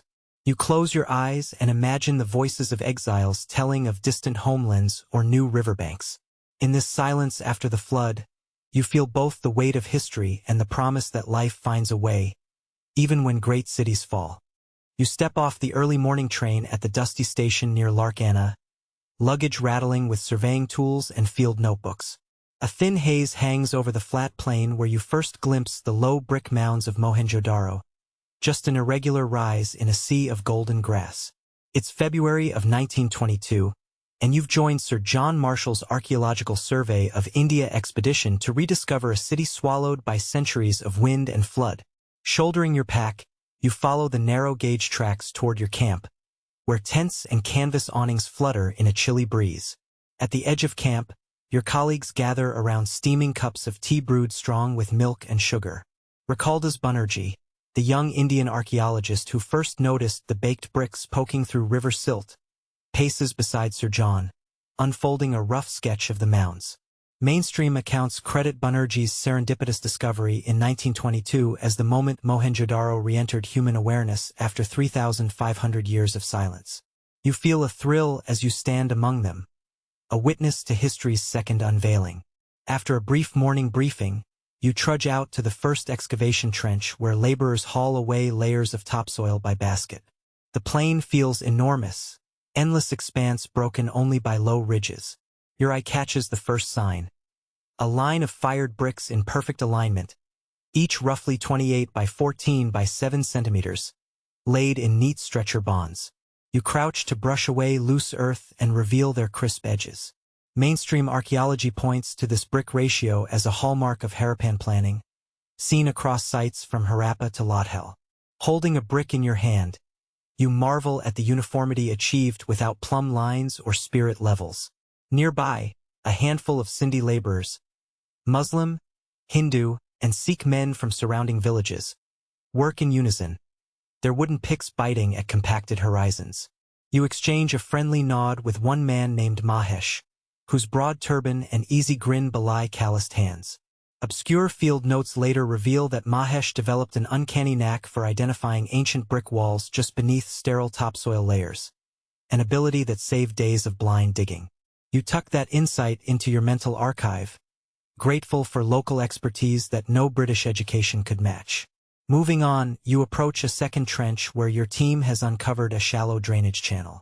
Its sloped bricks form a miniature sewer, one of the first civic plumbing systems in the ancient world. You sketch the incline in your notebook and measure the gradient. Barely 2 degrees, testament to Harappan engineers' fine calibration. Historians are still debating this question. Did they use simple water levels made of plumbobs and wooden frames, or employ complex surveying instruments lost to time? By midday the sun beats down, and you retreat to the shade of an overturned wagon while propped against a canvas. Over a quick lunch of flatbread and spiced lentils, you overhear Banerjee tell a visiting government official that his first thought upon seeing the brick trench was a Buddhist monastery. He laughs as he recalls mistakenly identifying the Great Bath as a stupa. Obscure anecdote. A handwritten letter from Banerjee to his wife, discovered in 2010, admits he blushed with embarrassment when Marshall gently corrected him. You tuck that charming detail into your heart, proof that even pioneering scholars can misinterpret miracles. In the afternoon, you emerge from a shallow pit to discover the first evidence of a straight street. 2 parallel brick walls running off into the distance. You follow the alignment, pacing off equal intervals with your boots, each step landing on flat bricks. Mainstream surveys cite this grid pattern, streets at right angles dividing the city into blocks, as revolutionary, predating comparable layouts in ancient Egypt by centuries. You feel the thrill of walking an ancient road, footsteps echoing across millennia. Scrambling up a low rise, you reach the rim of the Citadel Mound where the Great Bath awaits its moment under the trowel. You glance down at the sunken rectangular pool before you, its corners carved with precision and walls lined in paler lime plaster. It feels like peering into a hidden cathedral. You step onto the topmost brick courses and lean over, marveling at the deep basin. Soon, you join the team in carefully clearing centuries of silt and debris. Each spadeful brings up broken pottery, stone chips, and occasional fragments of plaster. You pause each time the plaster's smooth surface reappears, surprised by the durability of that ancient waterproofing. Close by, your colleague uncovers a stack of fired clay seals, each bearing enigmatic animal motifs. Unicorn bulls, humped buffaloes, inscrutable geometric signs. You pick one up, tracing the carved lines with your thumbnail.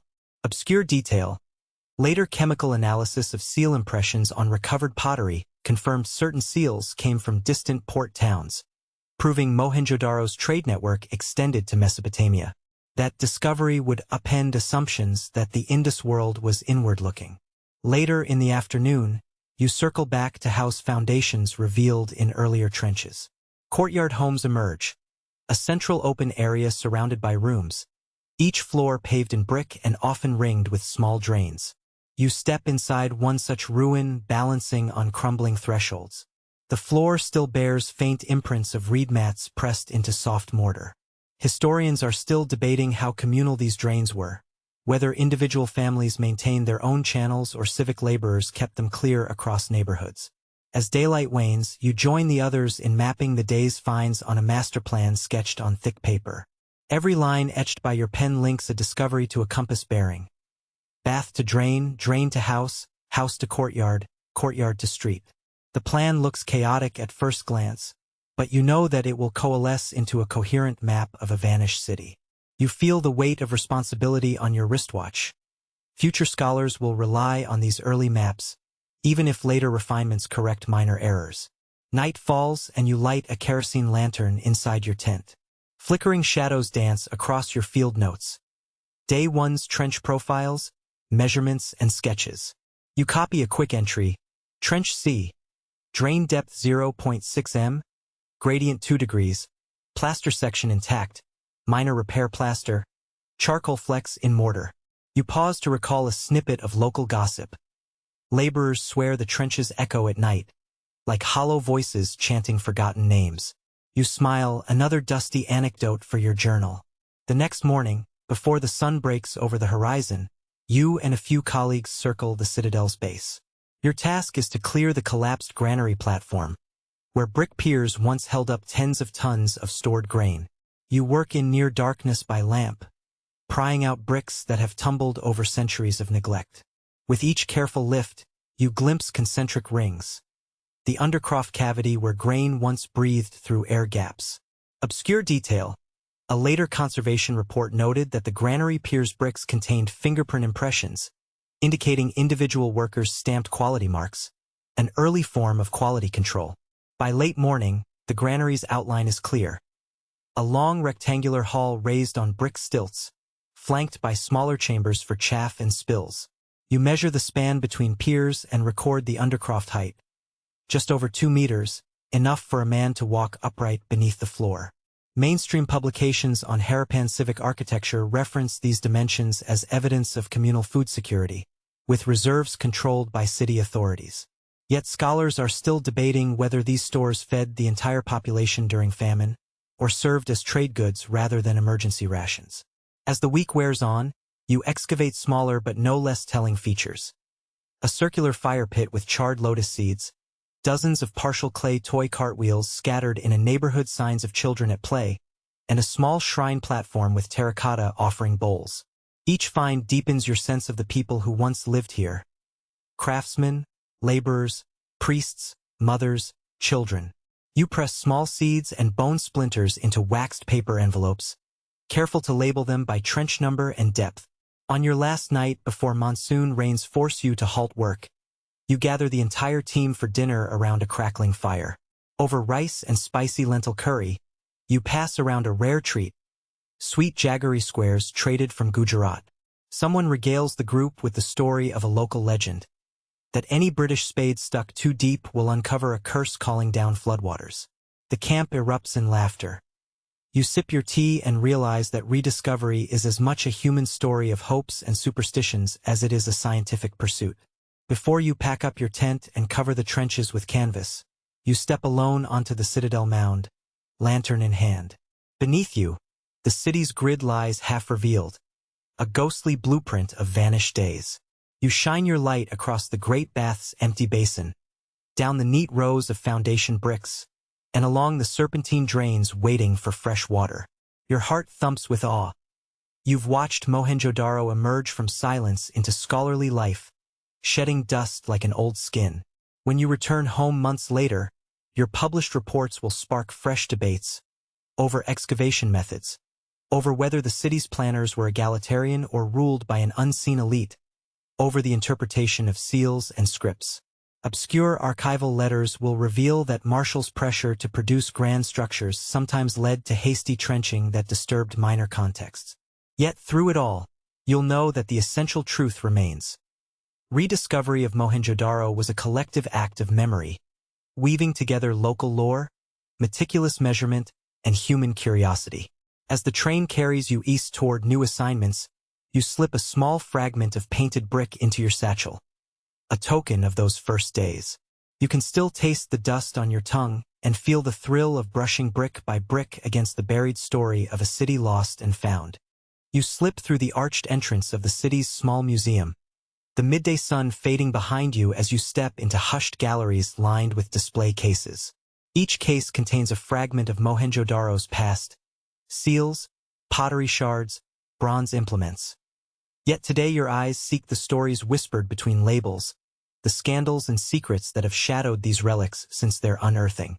This is the underbelly of discovery, where ambition, nationalism, and human frailty clash over ancient bricks and buried scripts. Your first stop is a dusty glass cabinet holding a row of seals that once bore the imprimatur of Sir John Marshall's team. In the 1920s, Marshall authorized the removal of hundreds of seals for study in London and Delhi, a decision celebrated then as standard practice. Mainstream accounts praised those early expeditions for preserving fragile artifacts in distant institutions. You lift a seal from its velvet cushion, smooth steatite warmed by your palm, and study the incised unicorn motif. But you're aware of the scandal that followed World War II, when the newly independent governments of India and Pakistan both demanded repatriation of these objects. Historians are still debating this question. Should colonial-era finds remain where they were first documented, or return to the land of their origin? You set the seal down gently and move across the gallery to a display of pottery fragments. One shard bears the faded residue of a trade stamp, proof that Mohenjo Daro traded far beyond the industry obscure fact. In the 1950s, French scholar Marcel Puech discovered microscopic traces of southern French clay in a small amphor fragment here, suggesting an illicit exchange of goods or forgers mixing foreign clay into local wares to inflate the city's cosmopolitan reputation. You squint at the label, possible forgery or late-date import. The footnote cites a heated debate from the 1970s excavation reports about whether this shard is genuine Harappan or a modern counterfeit. You shake your head at the tangled web of authenticity and ambition. Turning a corner, you arrive at a dim alcove where two broken Harappan dancing girl figurines rest behind thick glass. These celebrated statuettes have starred in museum brochures for decades, yet they too have a checkered history. In the 1960s, whispers circulated that some museum duplicates were actually plaster casts labeling themselves as originals. Obscure detail. A 1983 inventory uncovered that one of the dancing girls in this very gallery was stamped genuine by a local official who had no archaeological training, based solely on its aesthetic appeal. Mainstream conservation efforts later confirmed that the figure in question lacked the expected microstriations of a genuine Harappan kiln firing. You shiver at the thought that even revered icons can be compromised by human error and desire. You exit the museum into a courtyard where a lone conservator tends to a fragile seal under a fume hood. She gestures for you to approach the adjacent display of seal impressions on ancient clay tags. These tags, used to secure trade goods, bear unmistakable Harappan script. For decades, scholars celebrated 400 distinct signs as a hallmark of one of humanity's earliest writing systems. Yet in the 1990s, a pioneering physicist attempted to date some clay tags by thermoluminescence and found puzzlingly young dates, some as recent as the 18th century. Historians are still debating this question. Are these tags genuine Harappan legacies or elaborate colonial period forgeries meant to impress Victorian collectors? Moving across the courtyard, you pause at an exhibit labeled National Treasures, The Dancing Girl and Beyond. A brass plaque commemorates the site's 1980 listing as Pakistan's first UNESCO World Heritage Site. You recall the fierce lobbying by both India and Pakistan after partition, each claiming Mohenjo Daro as a foundational cradle of South Asian civilization.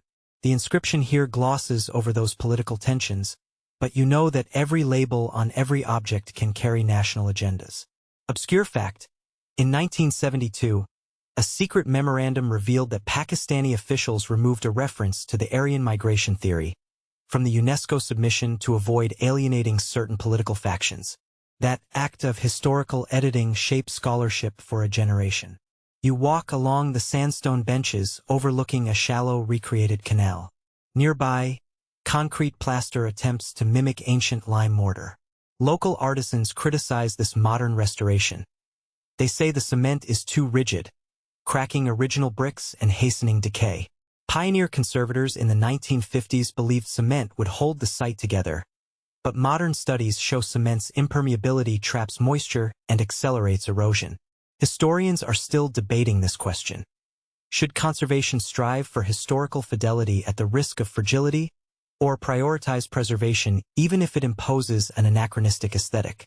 Under an awning, a video loop shows clips from early excavation films. British officers in shorts, colonial-style tents, locals handing freshly dug bricks to European archaeologists. You spot yourself or someone who looks like you, pausing to wipe dust from a measuring tape. The narrator's voiceover proudly recounts the civilizing mission that uncovered Harappan wonders. Yet the program delays mention of how local laborers once complained of unfair wages and dangerous working conditions. Obscure detail. An internal 1923 audit discovered that many laborers resorted to nighttime subsoil pilfering, digging their own trenches to salvage and sell Harappan artifacts on the black market to supplement meager pay. That document was suppressed for fear of jeopardizing the excavation budget. Beyond the gallery, you step into a long tented area lined with glass vitrines containing dozens of Harappan beads. Carnelian, lapis lazuli, shell, each patiently catalogued. These beads represent a trade empire stretching to Mesopotamia. Yet you remember the scandal of the 1990s, when customs agents in Karachi seized a trunk of genuine Harappan beads bound for private collectors in Europe. Obscure fact: chemical fingerprinting in 1998 traced some of those beads back to the Karachi Museum's storage, where someone had smuggled them out under official letterhead. Scholars still debate whether that theft was orchestrated by international smugglers or involved complicit museum staff. You turn to a locked cabinet showing early 20th century correspondence between Marshall and Lord Willingdon, then Governor of Bombay. The letters discuss funding priorities but also hint at political pressures. Willingdon sought to divert more resources to excavations that bolstered British prestige. In return, Marshall's reports emphasize Mohenjo Daro's advanced civic virtues, conveniently aligning with colonial narratives of British stewardship. Historians are still debating this question. To what extent did colonial agendas shape the interpretation of Harappan egalitarianism and urban genius? You drift into a side room where a recent exhibit challenges older narratives. It displays a 2015 UNESCO-sponsored reconstruction of an Indus female artisan at her wheel, portrayed with dark skin and traditional Sindhi attire. The label acknowledges earlier reconstructions that overlooked local dress in favor of generic Bronze Age garb. Obscure detail: the costume designer for this diorama consulted Sindhi weavers who recounted ancestral weaving techniques, reintroducing a living tradition into static museum reconstructions. That collaboration remains an exception. Most museum displays still favor stylized uniforms over historically accurate regalia. Scholars are still debating whether museums serve to preserve static history or to animate living traditions. Stepping out into the blazing sun, you head across the site to a small shop selling postcards and replicas. The postcards show colorized images of mud brick streets with impossible blue skies, an aesthetic sanitized of dust and decay. The shopkeeper greets you with a practiced smile and offers a reproduction dancing girl figurine in brass, labeled handmade, inspired by Mohenjo Daro. You resist the urge to correct the label.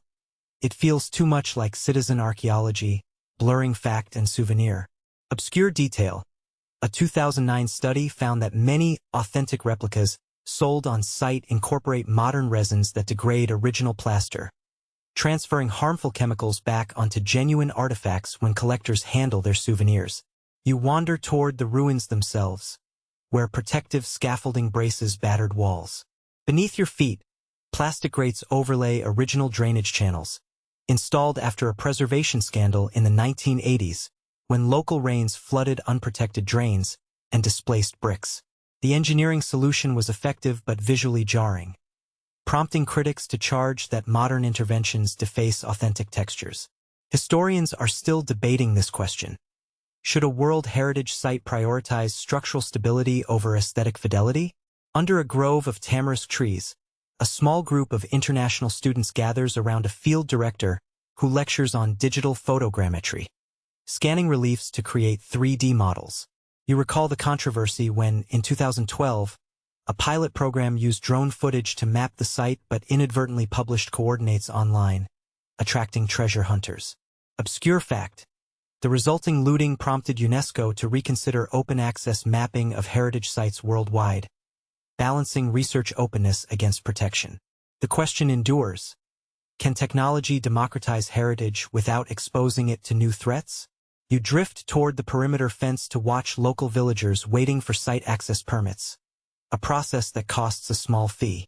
Some older community members grumble that they built the roads used to reach these ruins, yet pay to enter the grounds.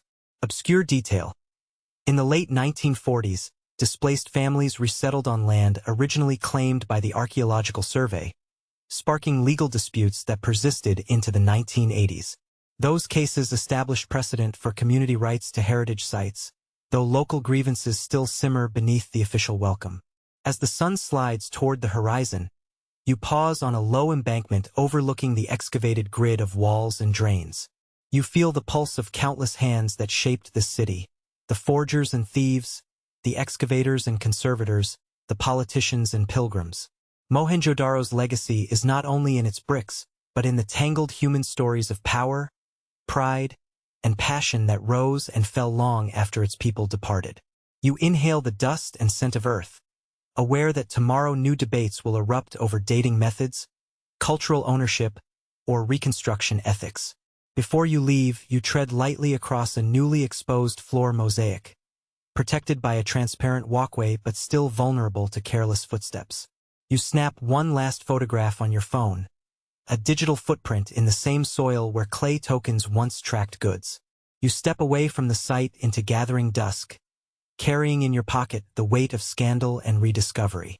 Mohenjo Daro remains as much a mirror of human ambition and its flaws as it is an archaeological wonder. You rise before dawn, stepping onto the smooth ridge where centuries of wind have polished the buried bricks beneath your boots. In the pale light, the expanse of Mohenjo Daro stretches out like an ancient blueprint. Grid streets, silent drains, and the ghostly outline of a great bath carved into the earth. Today you explore the enduring legacy of a city that vanished from memory only to return as the wellspring of urban ingenuity.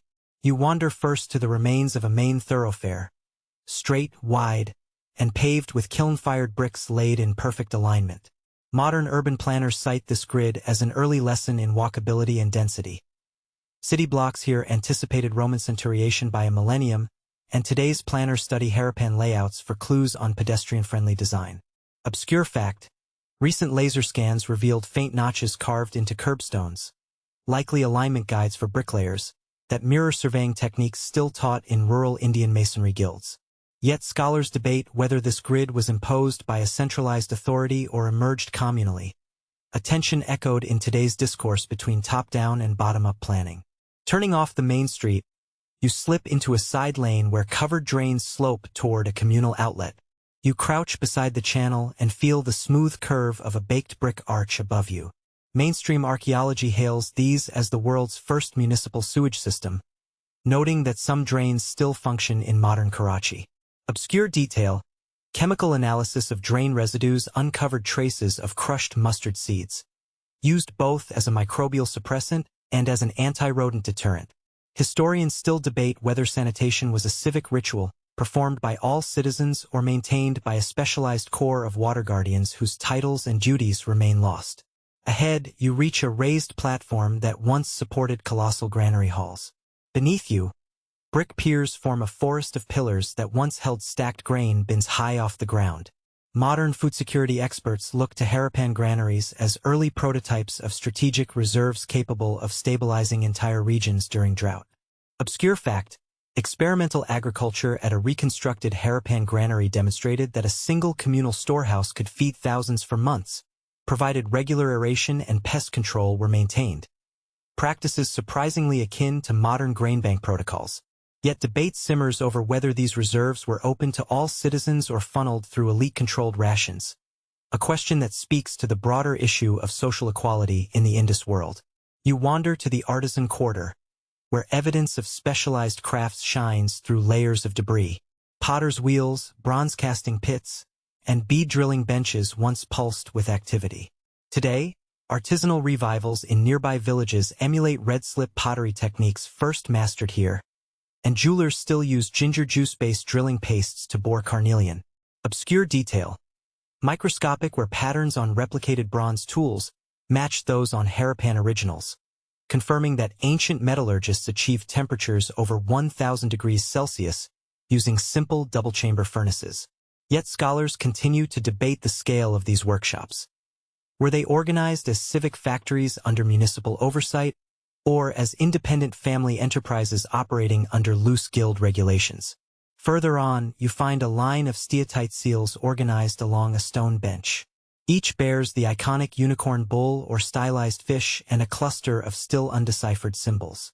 Today's cryptographers borrow techniques from AI to search for patterns, yet the Harappan script remains stubbornly opaque. Obscure fact: a single seal impression discovered at Mesopotamia's Ur hinting at direct Indus Near Eastern trade bears a rare symbol painted in lapis lazuli, an exotic pigment imported from Afghanistan's mines. Historians still debate whether the script encoded a full language, a logographic mnemonic, or served primarily as commercial branding. You climb onto the Citadel Mound, where rammed earth platforms once hosted civic events and water rituals. Below, the sunken Great Bath pools in your memory. A public water shrine that modern architects call proto-spa, its precise plumbing foreshadowing contemporary hydrotherapy design. Obscure detail, plaster analysis detected fish scale fragments mixed into the lime mortar, likely added to improve cohesion and water resistance, a tactic still admired by restoration craftsmen. Yet debate endures. Was the bath primarily religious, a site for priestly purification, or a communal amenity offered freely to all? Stepping off the mound, you head toward a modest shrine platform where terracotta figurines once bore offerings. The figure of a corpulent mother goddess seated on a throne sits half-buried beside incense pits. Modern devotees still leave small tokens here, continuing a millennia-old tradition of fertility rituals in the Sindh. Obscure fact, pollen analysis of soil from beneath earlier shrines revealed traces of lotus and sesame, suggesting early gardeners cultivated sacred groves to supply ritual plants. But scholars dispute the scale of religious centralization. Was Harappan belief a network of household shrines, or a cohesive civic faith bound by communal ceremonies? From spiritual to political, you follow a narrow alley to a cluster of official-looking buildings topped by stepped platforms. Some archaeologists propose these were proto-administrative centers where civic decrees were posted. Others see them as meeting halls for craft guilds or merchant councils. Obscure detail, indentations in floor bricks align perfectly with the placement of low wooden benches, suggesting a semi-formal assembly of elder citizens.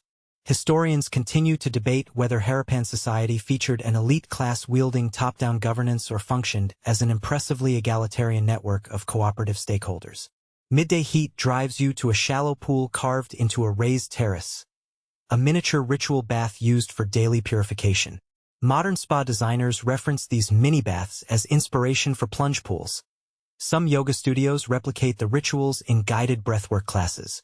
Obscure fact, chemical residue tests from similar pools at Calibangan showed traces of sandalwood and juniper oils, hinting at early aromatherapy rituals. Academic debate persists. Did purity rituals focus on water, fire, or both? And what did that reveal about Harappan cosmology? Continuing past labyrinthine streets, you encounter a ruined school platform ringed with low benches and niches filled with clay tokens. These tokens, once tools for teaching basic arithmetic, remain behind as mute students in a lost classroom. Modern educational theorists cite Harappan token systems as forerunners of tangible learning aids. Obscure detail, some tokens bear tiny notches that correspond to the city's weight standards, suggesting that children practice the same measures used in trade. Scholars debate whether literacy and numeracy were widespread or limited to merchant families. As afternoon wanes, you wander to a solitary mango tree sapling growing through the cracked stones of a courtyard. Descendants of a fruit first domesticated near Mehrgarh, these trees took root centuries ago, connecting agrarian traditions from early village fields to urban backyards. Today, mango groves honor this legacy in regional cuisine and cultural festivals. Obscure fact, recent genetic analysis traced local mango cultivars back to wild progenitors still found in marginalized groves near the Glistening Desert, living links to Harappan gardeners. Yet debate lingers. Were such orchards civic efforts to supply city markets, or private endeavors symbolizing social status? You circle back to the edge of the site where a modern interpretive center displays interactive maps. Visitors tap screens to see digitally reconstructed buildings and trace water flows through ancient canals. Heritage technologists applaud these tools, arguing for immersive engagement. Obscure detail, a 2018 pilot study showed that virtual reality tours of Mohenjo Daro increased local schoolchildren's interest in archaeology by 75%. But purists warn that digital overlays risk distancing viewers from the tactile reality of earth and brick.